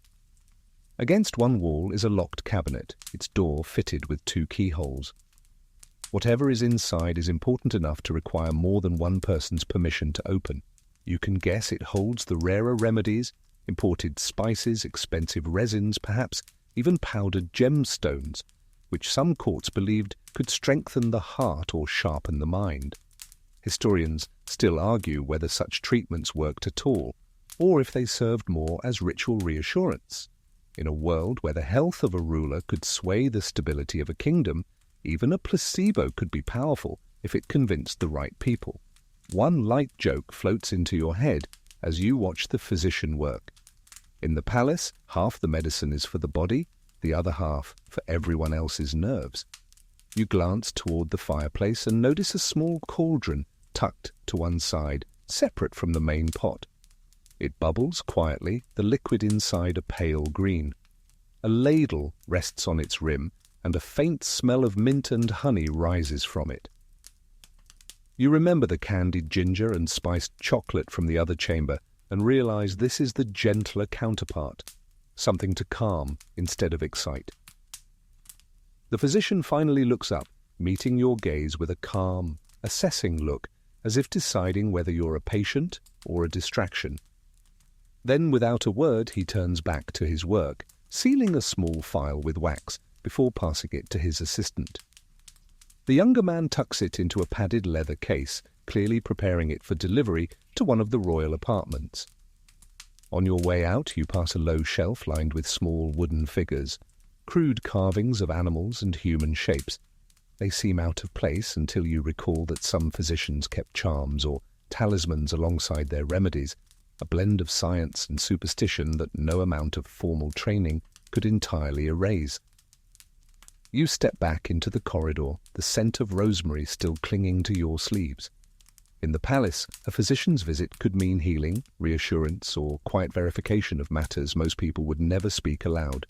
And here, the line between medicine and politics is as fine as the thread that stitches a wound. The scent of rosemary fades as you make your way down another corridor, this one lined with tall, narrow cases of glass. Inside, the flicker of candlelight dances off an array of jewels, tiaras, pendants, brooches, belts studded with stones the size of small plums. The door at the far end stands open just enough to let out a concentrated perfume of polished metal, silk cushions, and something cooler. The faint mineral scent of stone kept in darkness. You step inside and find yourself in the royal jewel chamber, though it is less a display room and more a working space. Long tables run down the centre, each covered in dark velvet to catch and protect whatever is laid upon them. Against one wall, a jeweller in a magnifying visor leans over a gold filigree clasp, turning it carefully in his hands. On another table sits a half-opened coffer, its lid lined with quilted silk, inside which lies a necklace of heavy, irregular pearls. It takes you a moment to realize these are not just adornments. Some of them are designed to speak, and some to tell on their wearers. Mainstream historical fact. In certain courts, jewelry could function as a subtle political code. Stones and metals were chosen for symbolic meaning, signaling allegiance, mourning, fertility, or even loyalty to a foreign ally. Sometimes the meanings were known only to the court. Sometimes they were intended for public display. Your fringe tidbit. In the 16th century, one German duchess was rumoured to wear a brooch whose pin contained a tiny reservoir of ink, allowing her to mark documents, or people, without anyone noticing. Historians still argue whether the brooch existed or whether the story was simply an elaborate smear campaign. At the centre table, an attendant in white gloves is sorting small, numbered envelopes. Each contains a piece of jewellery and a slip of parchment, noting where and when it should be worn. You notice that some entries are oddly specific, worn during evening audience with ambassador's wife, or, for private dinner with Lord Chancellor, ensure clasp faces east. It's a reminder that in the palace, even the direction a jewel faces can be a conversation. On a side shelf rests a curious piece, a gold bracelet inlaid with tiny opals, each set into a hinge. From above it looks decorative, but up close you see the catch is unusually tight. The jeweller tells the attendant to check the clasp for colour, and when it opens, you see a faint smudge of blue on the inner hinge. Whatever it's been touching, it's been leaving a mark, the sort of discreet evidence that might reveal whether the wearer had been somewhere or with someone they shouldn't have. Historians still argue whether such telling jewels were ever widely used or if they were rare, custom-made tools of palace intrigue. The fact that one sits here, quietly maintained, suggests at least some truth to the whispers. In the far corner, a case holds coronets for state occasions.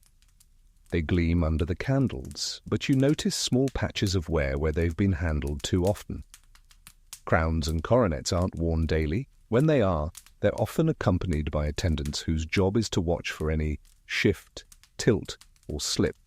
because a drooping crown in public is as much a political message as a deliberate bow. One light joke slips into your mind in the palace. Jewels don't just accessorize outfits, they accessorize reputations. You drift toward another table where a small pile of empty settings lies next to a tray of loose stones. The jeweler explains to his assistant that the sapphires must be reset before the spring season, not because they're damaged, but because their arrangement needs to say something different now. The assistant nods without asking what. Clearly, the why is not part of his job. Near the door, a tall cabinet stands open, revealing padded drawers labelled by type. Earrings, pendants, girdles, rings. In one drawer, you notice a collection of rings that look almost identical. Plain gold bands, except for tiny markings on the inside. You imagine they could be matched to specific individuals or events, perhaps even used as proof of presence, much like a signet ring on wax. As you step back into the corridor, the jewel chamber leaves you with the distinct impression that here, beauty is never idle. Every stone has a voice, every clasp a memory, and in the royal palace, wearing something sparkling might mean you're making a statement, whether you realize it or not. You follow a curve of corridor that narrows and then blossoms into a small octagonal room, half hall, half echo. The ceiling rises like the inside of a lantern, and from its center hangs a modest chandelier that trembles when the door closes, scattering little moons across the walls. You hear them before you see them. Musicians, tucked just beyond an inner doorway. A viol tracing a low ribbon of sound, a lute flicking light over it, and a flute breathing like someone trying to keep a secret steady. You step closer and discover the arrangement. Not a concert, not quite. This is service music, placed precisely in the antechamber between people and privacy. The players sit with their backs to a silken screen, facing the passageway, not the bedchamber. They aren't here to be looked at, they are here to be heard, and also, gently, to hide. The viol finds a slow pattern and rocks it back and forth, like the palace itself, exhaling. The flute catches a little condensation, clears its throat in a whisper, and begins again. You understand the trick almost immediately. A soft, constant sound blurs other soft, intermittent sounds. The palace has invented its own kind of audio lace. Pretty, yes, but also practical. Mainstream historical fact. Courts across Europe kept official chamber musicians whose duties included playing in private rooms at specific hours, morning dressing, afternoon audiences, and yes, certain evenings when the palace preferred music to do the job curtains could not. At Versailles, the king heard music at the Lever and Couche. At the Tudor court, privy chamber musicians performed within earshot of the royal apartments. Habsburgs banked on small ensembles to float over conversation like a good cover story. A footman enters with a stand of candles and sets one near the harpsichord. You glance at the keyboard and feel an affectionate twitch of memory. Somewhere else in this palace, a single sour key lives like a gremlin. Here, perhaps to preempt it, a tiny strip of cloth rests under one string, muting the note to a purr. Quirky tidbits, some court players kept little kits of felt wedges and paper shims to tame unruly keys on the fly, so an inconvenient clank didn't announce the wrong drama at the wrong moment. The lutenist leans toward the violist and murmurs, "Pavant or Allemande?" The violist replies, "Which is quieter?" They both smile with the fatalism of professionals who understand that their job is to be audible and invisible at the same time. The piece they choose begins with a measured tread, stately but hushed, as if the music itself has learned palace etiquette. On a side table, a silver bell rests next to a small hourglass. You watch as an attendant turns the glass and places it where the musicians can see. When the sand is gone, the bell will sound once, a soft cue to modulate, slower or softer, or to drift toward a cadence if the night is, shall we say, concluding early. Historians still argue whether timekeeping devices like this were meant as polite timers or simply as signals to rotate pieces for variety. Either way, rhythm governs more than music here. You lean against the doorframe and let the notes wash over your sleeves. The melody reshapes the corridor. Edges feel rounder, drafts feel gentler. Voices from the next room dissolve into anonymity. First light joke. In the palace, even sound wears a velvet cloak. A page arrives carrying a rolled carpet. Without a word, he unrolls it across the stone just inside the inner door. A noise blanket, so footsteps don't announce comings and goings like a town crier. He pauses, listens, and gently adjusts one corner. The flute shifts to a higher line, not louder, just brighter, like adding 2 more candles to the chandelier. Your mind strays to gardens. Remember those fountains in the moonlit courtyard, with cherubs whose marble eyes have long since forgotten how to aim? In some palaces, fountains were turned on during delicate conversations, so the splash would smother syllables before they reached the hedges. Here, the musicians do the same job with better tuning. Historians still argue whether such masking was the prime intention or an elegant afterthought to the nightly soundtrack. Intent is hard to prove. Outcomes hum along either way. The harpsichord takes a turn, and you catch a familiar figure in the corner of your eye. An attendant with a ledger, not for letters this time, but for requests. 2 Allemande, 1 sarabande, remain at a soft dynamic, he whispers, ticking marks beside neat lines. Who orders this? Sometimes the royal favourite, sometimes the chamberlain, sometimes the queen's ladies, by consensus. And every so often, the physician, who has decided the pulse, could benefit from something slower. Second light joke. Half the palace is run by quills, the other half is run by quarter notes. A door eases open behind the screen. No faces, just a brief exhale of warm, perfumed air. Amber, lavender, a hint of that ginger you met earlier. The musicians slide into a quieter variation without being told, a small courtesy that says, "We didn't see anything, and also we saw everything." You tiptoe into the antechamber proper, noticing thick curtains looped back with tassels as large as apples. Their lining looks like wool felt. Another bit of soundcraft stitched into luxury. Near the mantel, a little pipe organ, no bigger than a wardrobe, stands closed, its keys hidden. A hand-scrawled tag dangles from a stop knob, for rain. Someone uses it to mimic weather now and then. Nights with rain are nights when the palace would prefer fewer discernible details. Mainstream anchor returns as a low chord. In Spain and elsewhere, bedchamber music often took the form of tonos humanos, secular songs soft enough for small rooms, while in Italy, theorbo and harp duos soothed as reliably as hot bricks at the foot of a bed. Meanwhile, in northern courts, consorts of viols could spin a hush so fine you'd forget the walls had ears, until the ears took notes. A page boy, bored beyond his years, counts grains of sand in the hourglass and loses track at 7. He looks up, catches your eye, and grins like a conspirator. You grin back, because the conspiracy is harmless, to make this palace sound kind even when it isn't. Third light joke.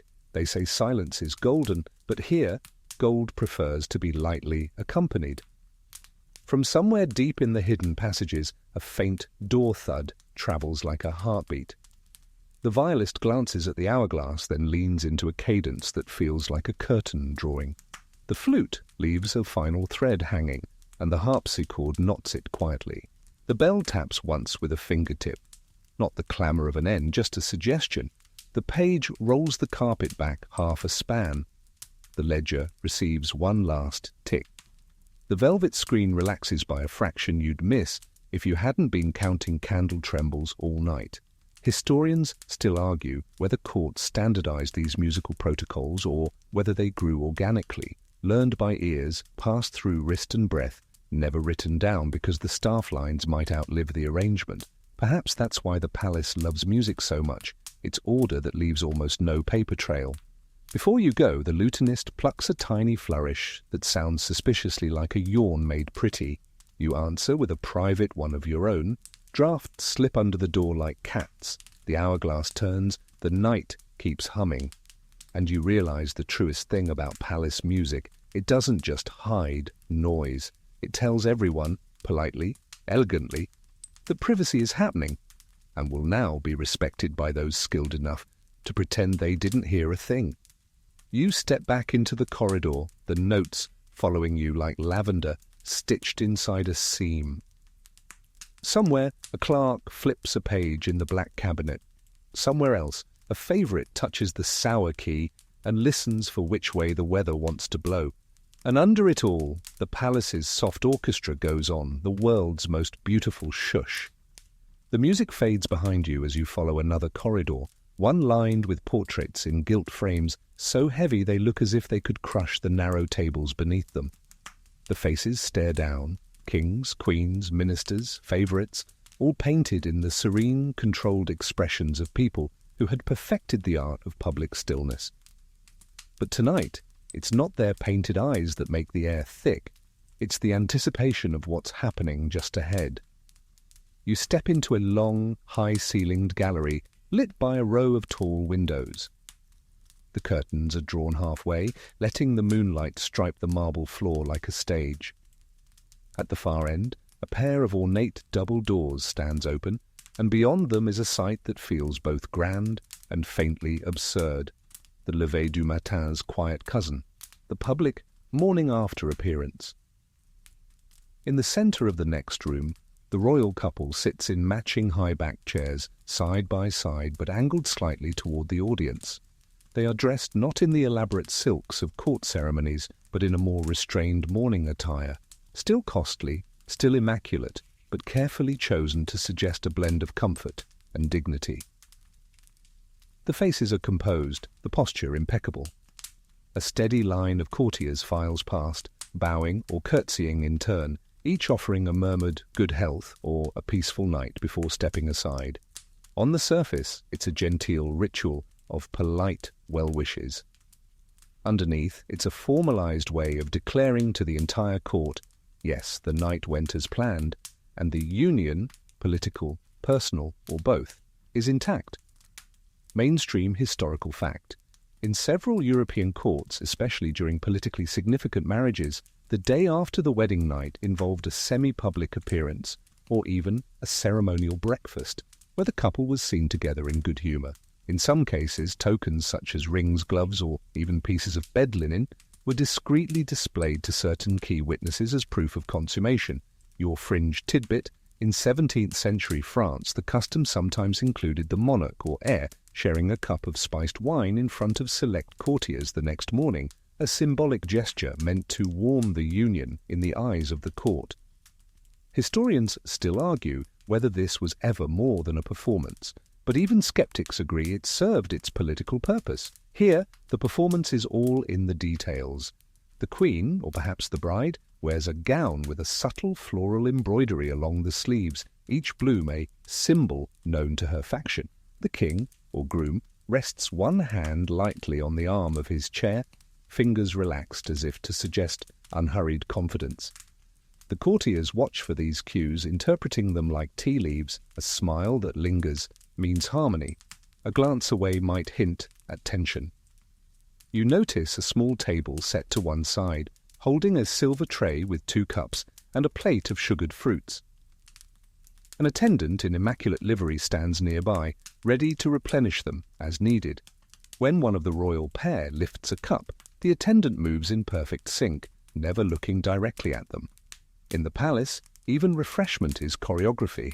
Historians still argue whether such rituals genuinely reassured anyone, or if they were more about reinforcing the palace's control over the narrative. After all, what could you truly learn from a morning parade of smiles and polite nods? But perception is everything here. And the absence of this appearance would say far more than any display could. One light joke occurs to you as you watch a particularly eager nobleman bow so deeply he nearly loses his wig. In the palace, sincerity is measured in degrees of incline. At the edge of the room, a group of younger courtiers whisper behind lace fans, their eyes flicking between the couple and the rest of the audience. They're already rehearsing the stories they'll carry into the corridors. She seemed radiant, he looked tired, they didn't touch once. By noon, these observations will have grown legs and acquired embroidery of their own. The line of well-wishers moves steadily, each interaction short but loaded with the subtle game of acknowledgement. A lingering handshake, a double bow, a whispered word caught only by the recipient. Each is a message folded inside another message. You step back toward the gallery, letting the moonlight stripes fall across your shoes. Behind you, the ritual continues, smooth as silk, polished as the marble floor. Whatever happened in the night, joyous, awkward, political, or nothing at all, will now live in the court's collective imagination, shaped entirely by what's seen in these few controlled minutes. And you realize, in the palace, the morning is never about what happened. It's about making sure everyone believes they already know. The moonlit gallery gives way to a narrower passage where the air feels charged, as though it's already carrying words that haven't been spoken yet.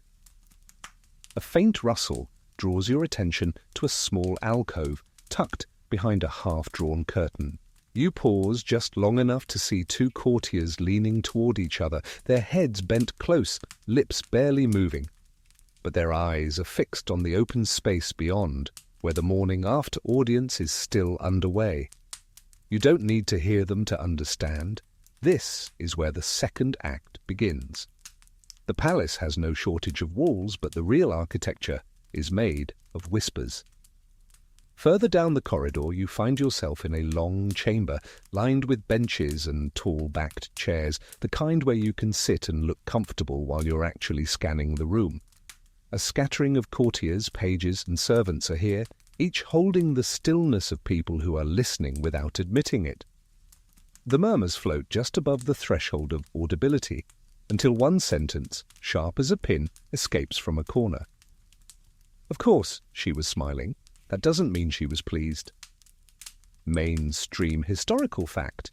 In royal courts, rumours could spread faster than official messages, often outpacing, and even reshaping, the truth.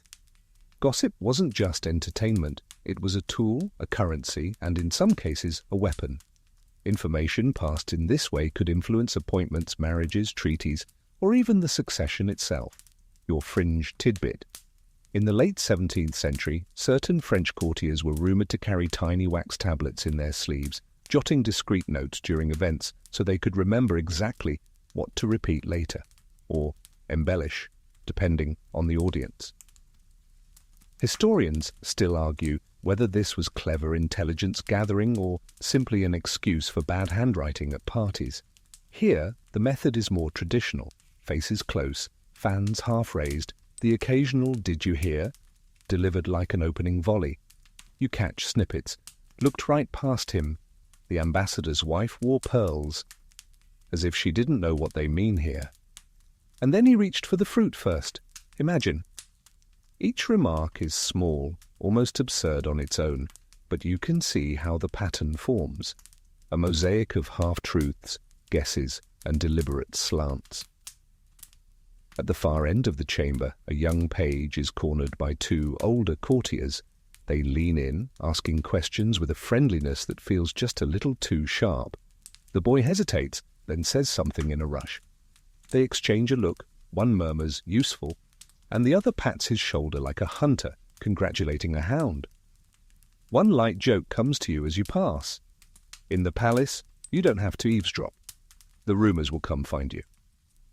Against the wall, a woman in an embroidered gown sits with her embroidery frame, her hands moving in perfect rhythm. She doesn't look up, but the group around her leans in when she speaks, her voice low and even. Every so often she tugs the thread sharply, as if to underline her point. You realize she's one of the palace's real power brokers, not because of her title, but because she controls the story before it leaves the room. Historians still argue whether gossip in the royal palace was a chaotic free-for-all or an organized system with its own hierarchy. The truth is probably both, unplanned in its details but predictable in its roots, moving from certain mouths to certain ears, in a pattern as reliable as the tides. As you step out into the adjoining hall, you hear one last fragment drift after you. By supper, everyone will know, or at least think they do. It's a reminder that here, truth doesn't have to be real, it only has to be repeated. And in the palace, repetition is the closest thing to proof. The hallway narrows again, the sound of gossip fading into the softer hush of a more secluded wing. The air here feels heavier, as if padded by thick curtains and carpet. And then you see why. At the end of the passage, a carved wooden arch opens into the royal nursery. It is quieter than you expected. The tall windows are half-shuttered, muting the sunlight, and the air smells faintly of beeswax, warm milk, and the lavender water sprinkled on linens. Against the far wall, a cradle of dark, polished wood rocks gently, pushed now and then by a nursemaid's quiet hand.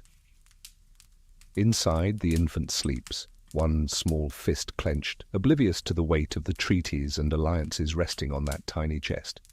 In the palace, children of the royal line are never just children. They are bargaining chips, proof of alliances, and sometimes living promises to foreign powers. Every cough or fever here is as much a political concern as a personal one. Mainstream historical fact. Throughout European history, the birth of a royal child was often witnessed, or at least verified, by high-ranking courtiers to ensure there was no doubt about the legitimacy of the heir. In France, queens gave birth in a room full of witnesses. In Spain, ambassadors might be informed within hours so their sovereigns could calculate their own next moves. Your fringe tidbit, in the 18th century, it was whispered that some courts deliberately delayed announcing a birth by a day or two so they could position the news for maximum political impact, ensuring it coincided with, or upstaged, another event. Historians still argue whether this was shrewd strategy or just the practical result of slow couriers and ceremonial preparation. In the nursery, the hierarchy is as rigid as anywhere else. The chief nurse, dressed in spotless white, with a small gold pin at her collar, oversees every movement. She inspects the cradle's blankets, adjusts the infant's cap, and signals to a younger nurse to fetch warmed milk. Two governesses stand nearby, speaking in low voices about a visiting envoy who is most eager to see the child. Though of course such visits are rarely about cooing. They are about confirming that the heir is healthy, real, and unmistakably present. You notice a small writing desk tucked into the corner, its surface crowded with correspondence waiting for seals. Even the nursery sends letters, reports to family, to foreign courts, to ministers who will tally this child into their calculations. One light joke comes to you as you glance at the cradle. In the palace, even nap time is a matter of state. On a side table sits a curious assortment of gifts, a silver rattle from a duchess, a carved wooden horse from a foreign prince, and a length of fine lace from a queen dowager in another land. Each has its own unspoken meaning, a hint of allegiance, an offer of future connection. The baby, of course, will never remember receiving them, but the court will remember who gave them and when. Historians still argue whether royal children were more isolated or more observed than their common-born counterparts. In truth, they were both, surrounded by attendants at all hours, yet shielded from the casual, unmeasured contact most children take for granted. The baby stirs, lets out a small sigh, and drifts back into sleep. The chief nurse nods to the governesses, and one of them moves to close the shutters a bit more, dimming the room. You take one last look before you leave, at the cradle that holds not just a child, but the palace's next move in the game. And you realize here the future is not written in treaties or on maps. Tonight it's swaddled in linen and dreaming under a canopy of carved wood. You leave the nursery and follow a corridor that feels older than the rest of the palace, narrower, with uneven flagstones underfoot, and walls where the plaster shows faint cracks beneath the gilding. The air here has the cool stillness of places that are not much used, except for the discreet comings and goings of those who know exactly where they're headed. At the end of the hall is a modestly sized chamber, its furnishings simpler than most rooms you've seen tonight. A writing table, a tall-backed chair, and shelves crowded with scrolls and leather-bound volumes. In the centre, under a low chandelier, stands a figure in austere black robes, the royal confessor, or perhaps a trusted physician, depending on the era you imagine. Tonight, he is joined by two senior courtiers, their heads bent over a ledger. They are not here to discuss politics in the grand sense. Instead, the subject is more personal, though no less consequential. The ruler in question, it seems, has been notably absent from the marital bed. And in a palace where the production of heirs is a national matter, this absence is beginning to stir unease. Mainstream historical fact. History knows several rulers who were famously, or infamously, celibate, whether by choice, religious conviction, or personal inclination. In some cases, like that of England's Edward the Confessor, this celibacy became part of their legend. In others, it fueled damaging rumours about health, potency, or political loyalty. Your fringe tidbit.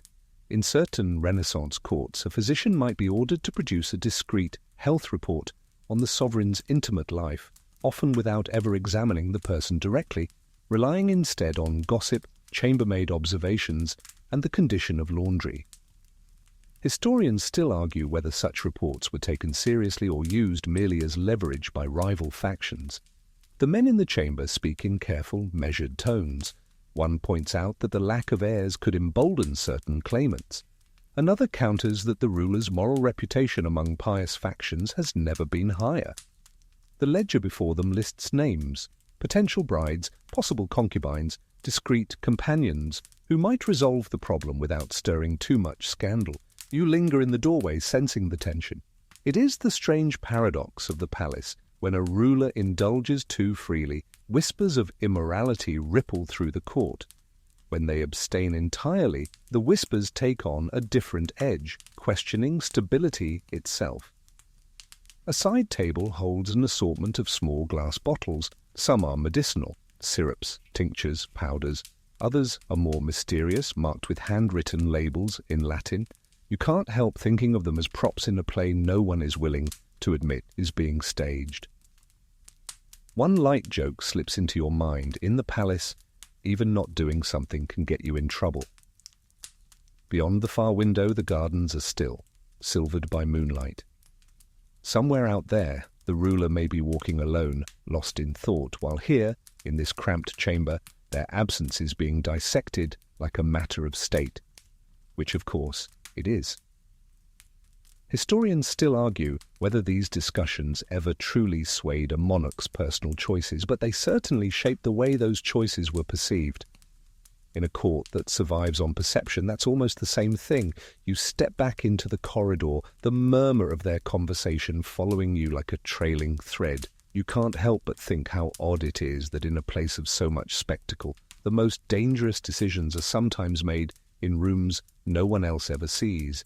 You turn a corner you swear you've never seen before and land in a corridor so plain it looks like the palace forgot to decorate it. No gilded mouldings, no portraits judging your posture. Just whitewashed plaster, a scuffed runner, and doors painted the kind of brown that means please, don't notice me. Which naturally makes you notice everything. A door ahead opens the width of a whisper.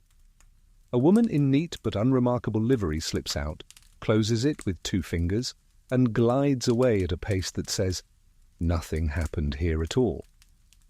You've learned the rhythm by now. When the palace performs ordinary, it's getting ready to do something interesting. Inside, the chamber is modest.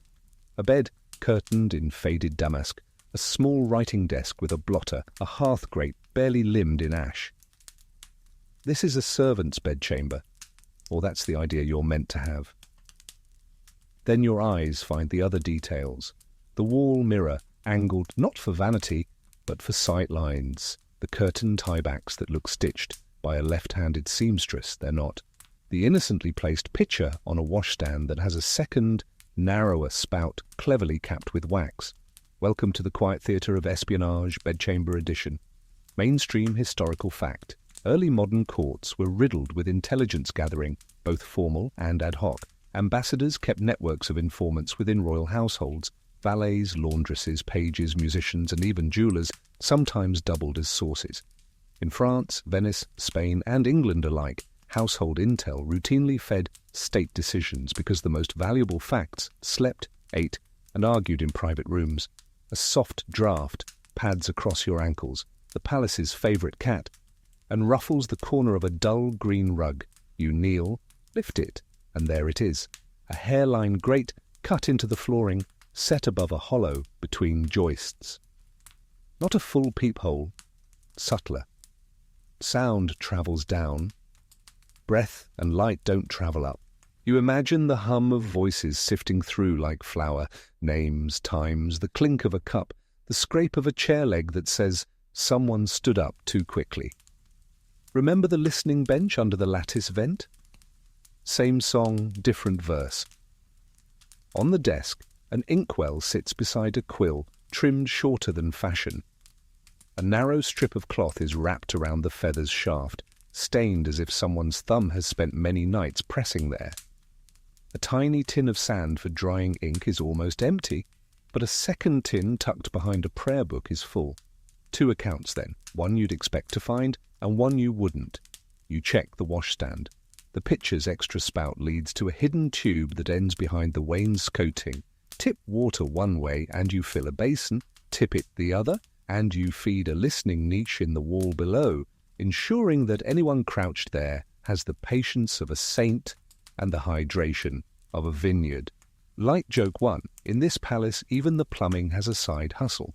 Historians still argue whether most bedchamber spies were salaried by foreign powers or simply self-starting opportunists trading tips for favour. The payrolls that survive suggest both. Tidy Venetian stipends here, vague household gratitude there. Either way, secrets were a marketplace and the stalls were set up in rooms exactly like this. You pull the chair from the desk an inch and hear a faint clack. Under the seat, a shallow drawer slides free to reveal a roll of thread, a thimble, 3 straight pins, and a wafer-thin tin medallion etched with a lily. Not jewellery, a seal used to impress soft wax on folded paper. The lily isn't this court's emblem. It belongs to a kingdom a few frontiers away, one that prefers its lilies to bloom in other people's gardens. Back on the desk, a small square of parchment lies beneath the blotter. You lift it with the delicacy of the cabinet clerks you shadowed earlier. It's a grid of numbers in 4 tidy rows, not chess, not accounts. A substitution key, simple enough to memorize and burn, or to tuck into a hem and forget until needed. Fringe tidbit, some household spies used recipes as ciphers, 2 nutmegs, 3 cloves. List that looked like dessert, travelled like dessert, and read like meet me after compline, bring the ledger. Whether that trick was common or a memoirist's flourish, historians still argue.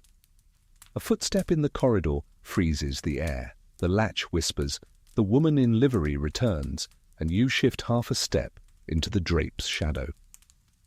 She moves with the tired care of someone who can't afford to make noise. Fires, bed sheets, trays, silence. She reaches behind the headboard, presses a spot on the carved vine scroll, and the smallest cabinet door in the baseboard pops open. From it she draws a rag. No, a folded scrap of linen wrapped around a sliver of sealing wax and a corked file the size of a fingertip. She checks the file against the light, nods once, and slides everything back along with a scrap of paper that was not there before. The cabinet snicks shut. Her eyes pass over the room the way a jeweller's loupe passes over a gem, and she is gone. You breathe again. If you needed a reminder, there it is. The palace is a system. It is the favourite's harpsichord key, the hourglass for music, the letter resealers with their acorn stamp, and here, the smallest hinge on the quietest cabinet, carrying a message that will go further than any trumpet. Mainstream anchor tightened. Ambassadors routinely bribed or befriended inside hands. Venetian dispatches glowed with household detail. The Spanish court sifted gossip with theological patience.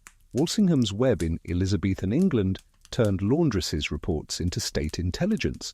The line between servant and spy was not a line. It was a seam, easy to stitch, easy to unpick. The bed curtains smell faintly of lavender sachets. That old friend again. But beneath it lingers another scent, the sweet iron of ink, like the cabinet room on a humid night. On the inner hem, beside a repair stitch no one would notice, you spot 3 pricked dots in a triangle. A mark. The code is probably pedestrian and deadly. Triangle means news, 2 dots tonight. Hemline, deliver to me. Light joke 2. In a palace full of diamonds, the most dangerous thing on a dress is a sewing pin. You slip through a door at the back that opens into a crawl of service hallways, low beams, whitewashed brick, the soft clap of leather soles going somewhere on purpose. 2 voices surface, just enough to catch. Blue ribbon if he agrees. No ribbon if we pretend not to hear. The we isn't the crown, it's the household. The economy of ignorance has its own price list. A turn, a stare, another door, and you're in a linen room that could hide a regiment. Stacks of sheets, tablecloths, nightshirts, and canopies turn the air into woven walls. 2 laundresses sort quietly at a long table. One lays a stocking flat, eyes narrowing at a smudge near the welt. Lamp black, she says. The other's mouth crooks. Or fireplace ash, or a door they said was closed. Their hands move with priestly precision. A spot on a cuff, a smear on a hem, a tiny crease where a letter once sat in a pocket. It's all evidence, and it all gets weighed. A basket sits beneath the table with a bold chalk mark. Fig. You almost laugh aloud. Fig leaves for the letter office, fig baskets for the laundry.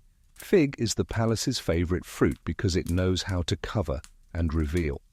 The laundress tosses in a handkerchief embroidered with 2 initials that do not belong on the same cloth. She doesn't comment, she doesn't need to. This is a dispatch that travels by rumour, even when folded wet. Historians still argue whether laundries were deliberate intelligence hubs or simply places where information naturally pooled. Either way, the pattern repeats: linens touch bodies, bodies touch power, and water remembers more than it should. The corridor spits you into a tiny pantry where a boy of 11 counts cups under his breath. He glances up like a sparrow and blurts, "If the blue cup goes, music goes soft." He clamps his mouth shut, realizing he's said more than he meant to. You give him a harmless smile and point to the hourglass, propped on a shelf. How many grains? His grin flickers back. All of them. He scampers off with a tray that includes, naturally, a single blue cup. Light joke 3. The palace trains its children to carry china and secrets with the same grip. You follow the blue cup's wake to a service stair behind the favourite's suite. Past the landing, the air sweetens. Orange peel and amber, your old acquaintances. And somewhere, a single wrong harpsichord note pings like a conscience. In a narrow turn, 2 shadows flatten against the wall to let a third pass. A muttered password sounds almost like a blessing, almost like a joke. For rain.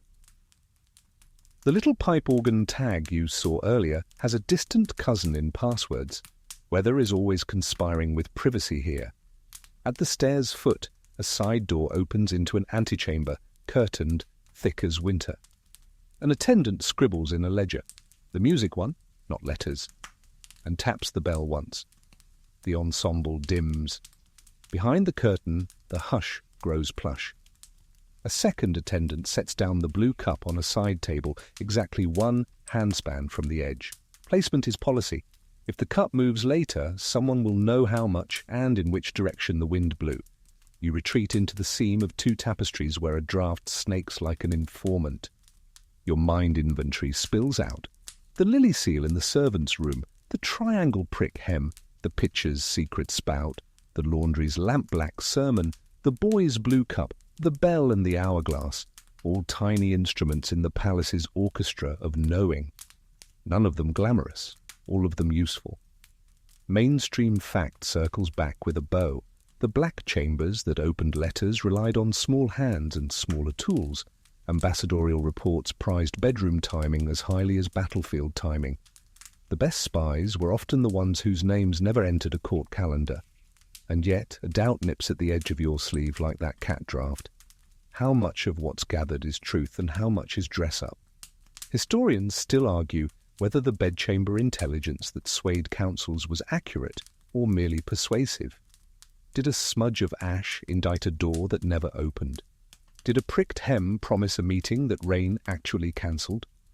The archive remembers the report, not the rainfall. You slip back into the plain corridor where this began.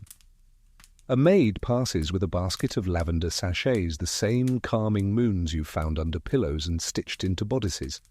One falls, on purpose, and lands at your feet. Tied under the lavender is a sliver of paper with 4 numbers. You tuck it where your pocket would be in another century and set the sachet on a console for the next passerby to admire.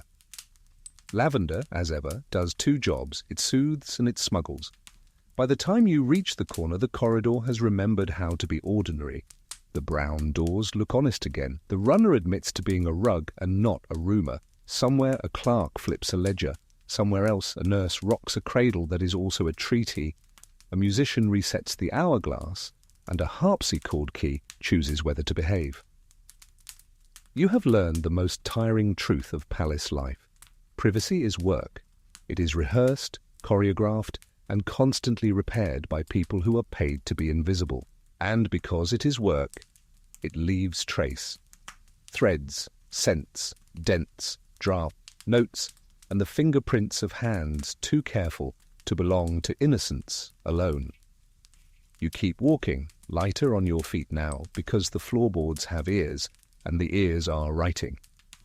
In the palace, the bed may be draped in silk and warmed with bricks, but the real blanket is information. Thin as paper, heavy as gold, and always, always tucked in by someone you didn't see. You step back into a more ceremonial wing, where the corridors swell with tapestries again, and the floors are polished to the point where your reflection looks faintly startled at being involved. This, you realize, is where the palace tries to remember it's a stage as much as a home. Ahead, double doors stand open to reveal a long gallery lined with portraits. They're not arranged chronologically, more like an intentional conversation between centuries. A 16th century king with a jawline that could cut parchment stares down a 17th century queen whose expression suggests she's already read your diary and found it boring. In between, smaller canvases capture consorts, favourites, and friends of the crown, whose exact titles historians still argue about. You wander slowly, letting the candlelight animate faces that were painted to be still. A steward passes with a basket of beeswax tapers, replacing the ones burned down to curled stubs. The air smells faintly of resin and linen, a scent that clings to these ceremonial rooms like memory. Mainstream historical fact: royal portrait galleries weren't just vanity projects, they were political messaging systems. A ruler might hang themselves beside a famous ancestor to imply continuity, or opposite a feared rival to suggest victory. Placement, height, even the direction of the gaze mattered, a silent rhetoric as deliberate as any speech. You pause before one canvas larger than the rest. The frame alone looks like it weighs more than a suit of armour, carved with vines and tiny cherubs who seem slightly smug about the whole thing. The subject is a royal couple in formal regalia, their hands almost but not quite touching. The space between them is filled with a table on which sits a clock, not a crown, not a globe. A clock, its hands forever painted at 7 minutes past 9. Your fringe tidbit: in some courts, portrait details like that clock were inside jokes, diplomatic winks, or even private digs. 7 minutes past 9 might commemorate the exact time of a wedding procession, or less romantically, the time a treaty was signed that forced the couple into marriage. Historians still argue whether most viewers understood these codes or whether they were really just for the sitter and the painter to enjoy. The steward notices your gaze lingering. "That one," he says softly, "was commissioned the week they agreed to stop sleeping in the same bed." You blink, unsure whether he means it literally or metaphorically. He smiles faintly the way people do when they've told you something that can't be confirmed in the archives. You move on, passing a portrait of a royal mistress painted in allegorical guise, as the goddess Flora, scattering roses from a silver basket. At her feet sits a spaniel, the animal's gaze fixed on her in devotion. Light joke 1. In palace portraits, if there's a dog, it's either about loyalty or it's about sex, and you're meant to guess which. A smaller painting catches your eye. A boy of perhaps 14 wearing armor far too large for him, the sword point resting on the floor. His cheeks are pink, his eyes serious, his posture more courtier than soldier. You know from palace gossip that this was the age some royal heirs were first ushered into adult company, sometimes with instruction from carefully chosen partners. Historians still argue whether that was about preparing them for marriage politics or simply another form of grooming the next ruler into expected behaviors. The gallery bends into a side hall where a curtain hangs before a window. You lift it and find a narrow balcony, the stone balustrade cool under your palm. Below, the gardens are lit by scattered torches, their flames dipping in the wind. Somewhere down there, you imagine, couples might be walking. Some married, some not, all carefully unseen from the official paths. Behind you, the steward has moved on, his basket of candles bobbing like a small ship in the dim. The hush here is of the cultivated kind, not empty silence, but the pause between rehearsed lines. Like joke 2, a portrait never gossips, it just stares at you until you start doing it yourself. Farther along, you find a door half open to a smaller room. Inside is not a portrait, but a series of miniature paintings, each no bigger than a hand mirror. These were private keepsakes, the kind worn in lockets or hidden in desk drawers. A few show smiling faces, others, more intimate scenes. A hand resting on a shoulder, a shared glance over a wine cup. These are the portraits that rarely saw the light of the grand gallery, yet carried as much weight in the quiet politics of affection. Mainstream anchor, miniature portraiture was a common currency of courtly love in Europe from the 1500s onward. They were portable proof of connection, sometimes painted with a hidden panel beneath to reveal a far more candid likeness. The famous Elizabethan lover's eye miniatures took this to the extreme. Just one painted eye, intended to be recognizable only to the recipient. You linger on one miniature showing two hands clasped, a ring visible on only one finger. Is it a proposal, a farewell, a hidden liaison? Historians still argue whether these ambiguous tokens were meant to be understood by anyone beyond the giver and receiver. You step back into the main gallery, letting the larger portraits absorb you again. A woman in a blue gown, her expression serene, gazes out as though she knows the room will be talking about her for centuries. Somewhere in the brushwork, you suspect, is a story only the palace remembers. Light joke 3. In royal palaces, even the oil paint has secrets. The gallery ends at another pair of double doors, their panels carved with the arms of multiple dynasties intertwined. Through them you hear the faint swell of music, not the lively kind from the great hall, but a slower, more deliberate rhythm, like dancers practicing a step that means more than it looks. You put your hand on the cool brass handle, ready to see what lies beyond. Because here, even the rooms meant only to show art have a habit of leading you straight into the next act of the palace's ongoing, unspoken play. The doors open onto a smaller, oval-shaped chamber, bathed in lamplight that is warmer than the gallery's flickering candles. The walls curve inward, painted with pale frescoes of mythological scenes. Venus rising from the sea, Apollo chasing Daphne, all executed in the sort of tasteful ambiguity that let viewers decide how scandalous they wanted to feel. A string quartet plays in one corner, the notes barely louder than the creak of polished shoes against the parquet floor. This is not a grand ballroom, it is antechamber entertainment, an intimate rehearsal for something more public, or more private. Half a dozen figures are present, scattered in little conversational knots. A duchess leans close to a marquis, her gloved hand resting briefly on his sleeve as she laughs at something no one else can hear. Near the window, a young count and his wife stand apart, each speaking to someone else, their smiles polite but practiced. In a palace, Proximity does not always equal intimacy.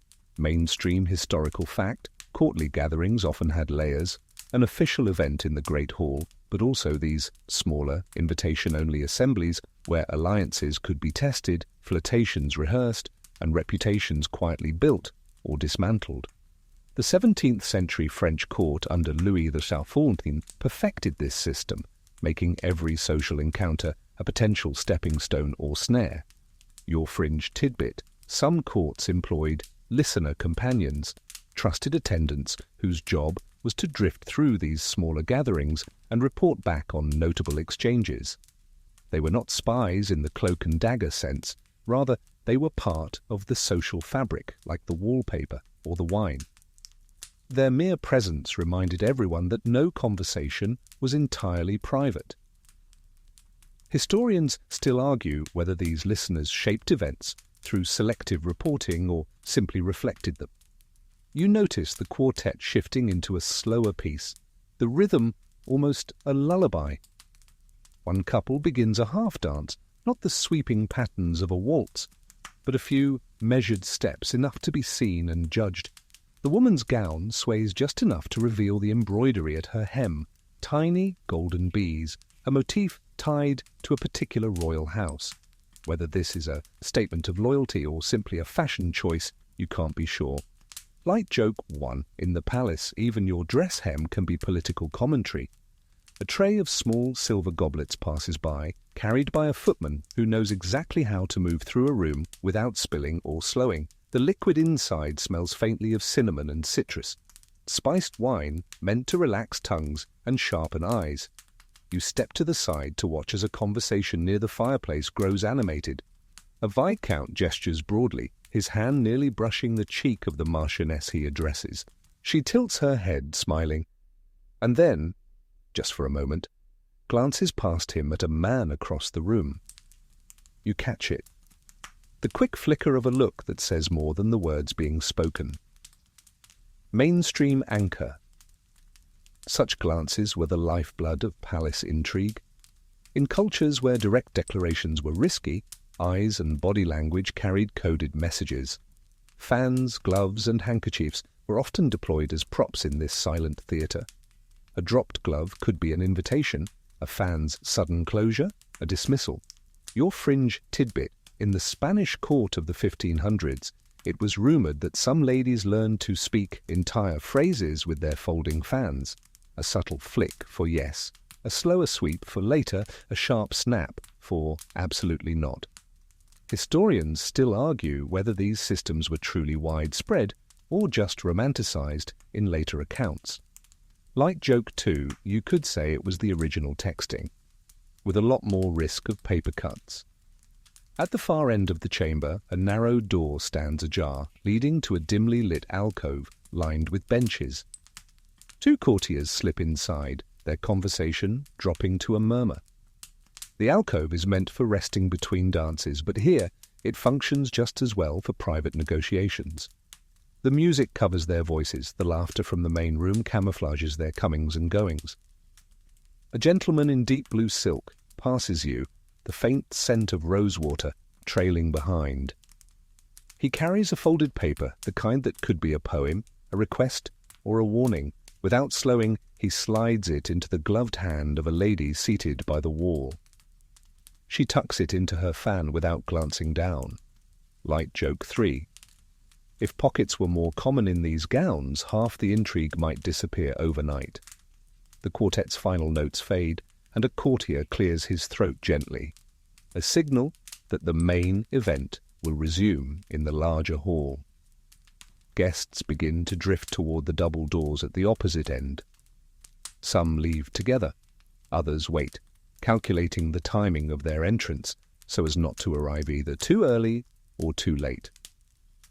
You linger a moment longer, watching as the alcove door opens and the two courtiers emerge, their expressions unreadable. They blend back into the stream of silk and brocade, just more faces in the endless layered dance of palace life. Historians still argue whether these smaller gatherings were more about pleasure or power. But standing here, you suspect the two were never truly separate. Not in rooms like this, and not in the palaces that kept them alive. You follow the stream of guests into a side corridor, but instead of heading toward the larger hall, you drift down a narrower passage lined with carved oak panels. The wood is dark, polished smooth by centuries of shoulders brushing past. Every few feet, a wall sconce throws a small circle of light, just enough to keep the shadows from swallowing the place entirely. At the far end, a servant stands before a half-open door, one hand on the brass handle, as if he's been told to admit only the right people. He glances at you briefly, decides you belong, or at least that you're not worth stopping, and steps aside. The room beyond is not grand. It is warm, dim, and lined with shelves that hold more bottles than books. This is the palace's cordial room, the quiet, unofficial pharmacy of pleasures and restoratives. It smells of dried herbs, citrus peel, honey, and something faintly musky that you can't place. Mainstream historical fact. Royal households often kept a stock of comforting drinks, fortified wines, herbal tonics, and spiced cordials believed to aid digestion, lift moods, or, in some cases, encourage intimacy. In Tudor England, Hippocras, wine spiced with cinnamon, ginger, and sugar, was a common choice for evening gatherings offered equally to men and women. You move toward a shelf where small glass vials are labelled in looping script, Damiana, Galingale, cardamom. The handwriting itself seems to know secrets. Your fringe tidbit, in certain courts of the Italian Renaissance, apothecaries were whispered to create conversation syrups, mixtures said to loosen the tongue without dulling the mind.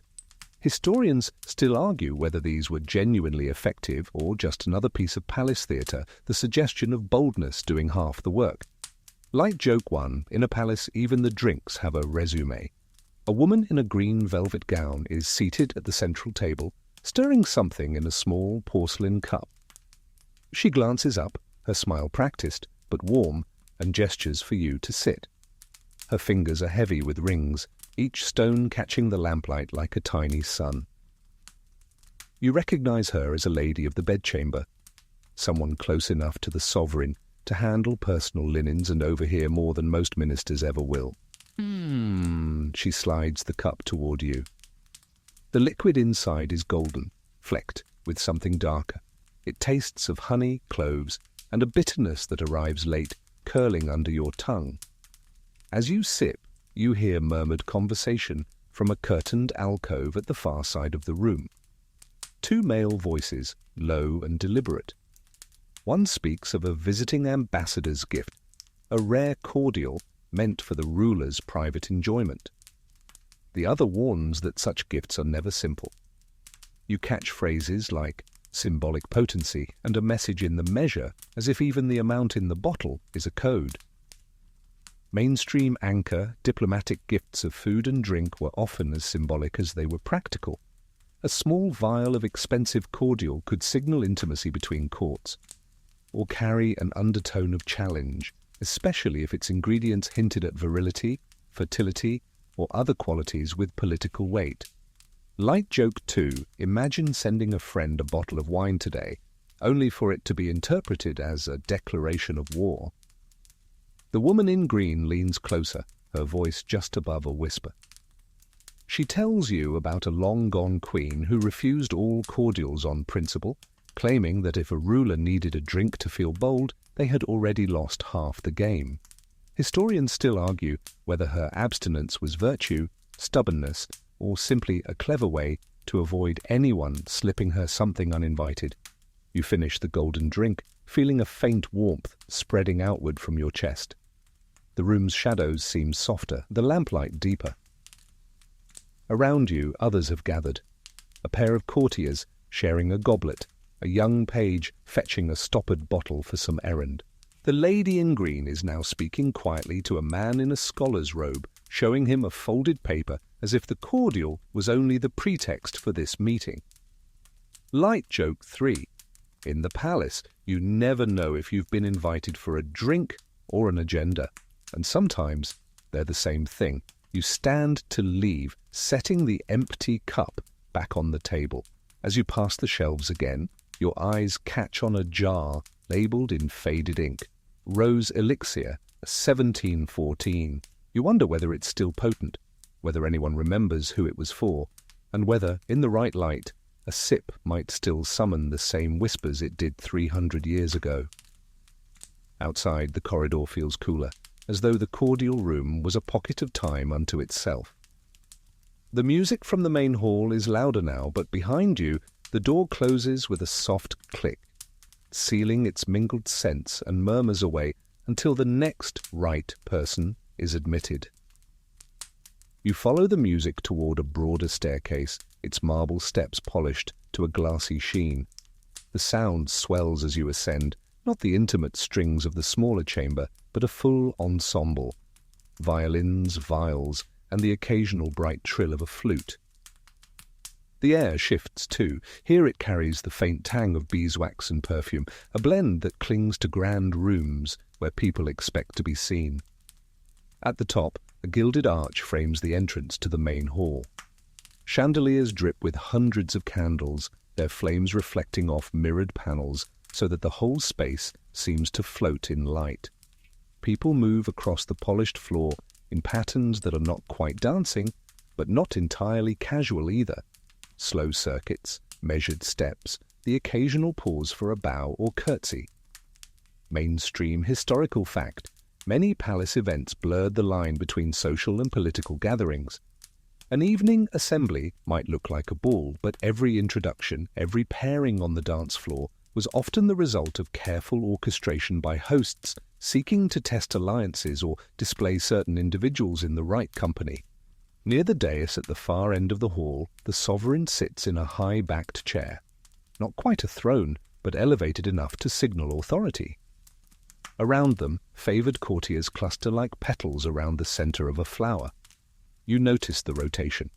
One person leans in to speak, another drifts away to make room, always leaving the ruler neither unattended nor overwhelmed. Your fringe tidbit: in some 18th century courts, the sovereign would quietly signal interest in a guest by directing the musicians to play a certain piece, a sort of auditory wink that told the room who had just become the evening's focus. Historians still argue whether guests always recognized these cues, or whether half the pleasure was in the secrecy. Like joke 1, imagine the DJ at a modern party switching the track just to say, "By the way, I see you." A servant passes with a tray of small jewel-tone pastries, each perched on a lace doily.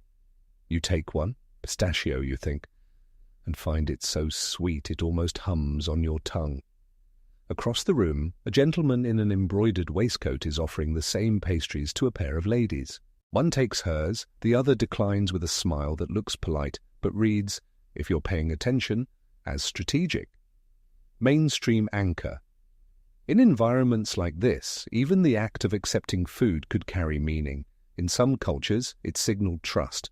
In others, it might bind you to a minor obligation, as if you'd entered a miniature contract sealed with sugar. Light joke 2.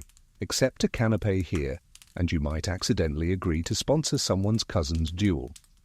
You drift toward the edge of the floor, where a group of younger courtiers has formed a loose circle. They are speaking in a rapid-fire exchange of quips and compliments, a game meant to sharpen wit and test nerve.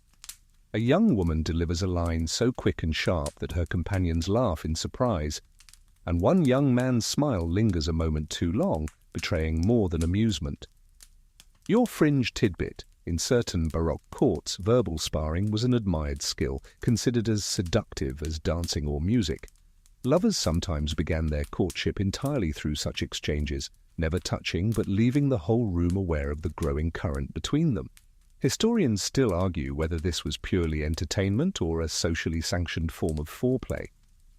From your position, you can also see a narrow musician's gallery above the main floor. The players are half hidden behind a carved screen, their silhouettes flickering with candlelight. Now and then, one leans forward to glance at the dancers below, perhaps curious about which of their notes might be shaping the scene. Light joke 3. If gossip travels fast in the palace, gossip from the musicians travels at the speed of sound. The music changes, softer now, and the room's energy shifts with it. Conversations quiet, pairs drift closer together, and some guests take the opportunity to move toward the dais for a word with the sovereign. You see one courtier drop into a brief kneel, present a folded letter, and receive a nod in return, an exchange so small it could be missed entirely if you weren't watching. The sovereign rises not to leave but to stroll among the guests. The crowd opens effortlessly as if choreographed, allowing them to pass from one group to another. Every glance, every touch of the hand is calculated to leave an impression. You notice that even when the ruler speaks to one person, their eyes often flicker to another, a constant scan, weighing, measuring, remembering. You stay close to the wall, content to watch. Here, in the Great Hall, everything is both performance and reality, layered so tightly that separating them feels impossible. And perhaps that's the point. In royal palaces, the glamour was never meant to hide the politics. It was the politics stitched into the fabric of every note, step, and smile. The Great Hall begins to loosen at its edges. The musicians are still playing, but the tempo is winding down, the once bright melodies stretching into long, warm notes that seem to encourage lingering. The air is heavier now, not with heat, but with the slow settling of a night's worth of glances, whispers, and calculations. Servants appear almost invisibly, collecting empty cups and abandoned plates. Somewhere in the far corner, a pair of footmen are lowering the wicks of the tallest candelabra, the flames dimming just enough to signal that the peak of the evening has passed. Mainstream historical fact: many courts had an unspoken soft close to their gatherings. Instead of a grand announcement, the lighting, music, and pacing shifted so that guests would feel it was time to depart without anyone saying it outright. This was as much about preserving dignity as it was about keeping the sovereign from seeming impatient. At the base of one pillar, you catch a small cluster of people deep in quiet conversation. They're close enough that their shoulders nearly touch, and their voices carry the low hum of something important. A folded piece of paper changes hands, not hurriedly, but with the casual precision of people who have practiced such exchanges for years. Your fringe tidbit. In certain Habsburg palaces, the final hour of an event was nicknamed the closing game, the moment when lingering guests might secure a last-minute deal, offer a whispered apology, or confirm a secret meeting for another night. Historians still argue whether more was accomplished in those closing minutes than in the grand hours before. Like joke one, it's like the palace version of staying after class to impress the teacher, except the teacher could control half a continent. The sovereign is no longer at the dais. They have slipped toward one of the side exits flanked by just 2 attendants. The absence is not abrupt, it's more like a gentle tide, pulling back, leaving the rest of the room to find its own shoreline. Guests take the cue in their own ways, some making a final lap to say goodnight, others heading for the cloakroom with the brisk purpose of people eager to escape into the cooler night air. Mainstream anchor, the sovereign's departure was often the true end of any court event. Even if guests stayed behind, the center of gravity had shifted. Without that focal presence, the gathering became a collection of smaller private conversations. You notice one couple lingering at a window, their silhouettes framed against the faint silver of moonlight. Their heads are close together, and although you can't hear the words, you can read the rhythm. A sentence, a pause, a shared glance. Light, joke 2. If walls could talk, palace windows would probably charge extra. You take a slow turn around the hall. Without the constant press of bodies, you can see more clearly. The scuffed patches on the parquet where countless feet have pivoted in dance, the faint smudge of wax near the musicians' gallery, the tiny chips in the gold leaf along the moulding where time has had its say. Your fringe tidbit. In Versailles, some of the most sought-after souvenirs for visiting nobles were not jewels or official gifts, but small pilfered scraps from the palace itself, a splinter of parquet, a curling piece of gilt from a cornice, even a sliver of wax from a candle said to have burned during a sovereign's audience. Historians still argue whether these keepsakes were seen as lucky charms or simply proof of proximity to power. Like Joke 3, it's the 18th century version of swiping a celebrity's water bottle. The last chords from the musicians hang in the air a moment before fading into the hush. Servants close the tall doors to the hall, their hinges sighing softly. Somewhere deeper in the palace, footsteps echo down a corridor, too distant to identify. The night is ending. The power games are paused but never gone. Tomorrow the same walls will witness new dances, fresh whispers, and the quiet reshaping of lives in ways that rarely make the official records. You take one last look at the emptying room and step into the corridor beyond, your footsteps joining the long, slow rhythm of a palace winding down. The corridors beyond the great hall are hushed now, their sconces burning lower, casting long, soft shadows across the polished floors. Each step you take feels slower, quieter, as though the very air is encouraging you to let go of the noise and brightness you've just left behind. You pass tall windows where the moon spills its light onto the marble sills, cool and steady. Outside, the gardens stretch into the dark, their shapes softened, their edges blurred by the night mist. A faint breeze drifts in through a slightly open pane, carrying with it the scent of damp earth and distant blossoms. Somewhere far off, a single door closes with a muted thud. Not urgent, not sharp, just final enough to remind you that the palace is settling into its own kind of sleep. The grand spaces are empty now, but they hold the memory of footsteps and voices, laughter and strategy, a quiet echo that will wait patiently until morning. Your pace eases, the rhythm of your walk matching the slow, steady beat of your breathing. The golden light from the last few lamps pools softly on the floor, and for a moment you let yourself imagine that the palace belongs entirely to you. No court, no sovereign, no endless glances to interpret. Just you, the quiet and the comforting stillness of walls that have seen centuries come and go. The night feels long in the best possible way, stretching out like a deep, calm sea. You can almost hear the steady lap of its waves, carrying you further from the chatter and the music, closer to rest. And as you reach the end of the corridor, the last light fades, and the palace and you drift together into silence.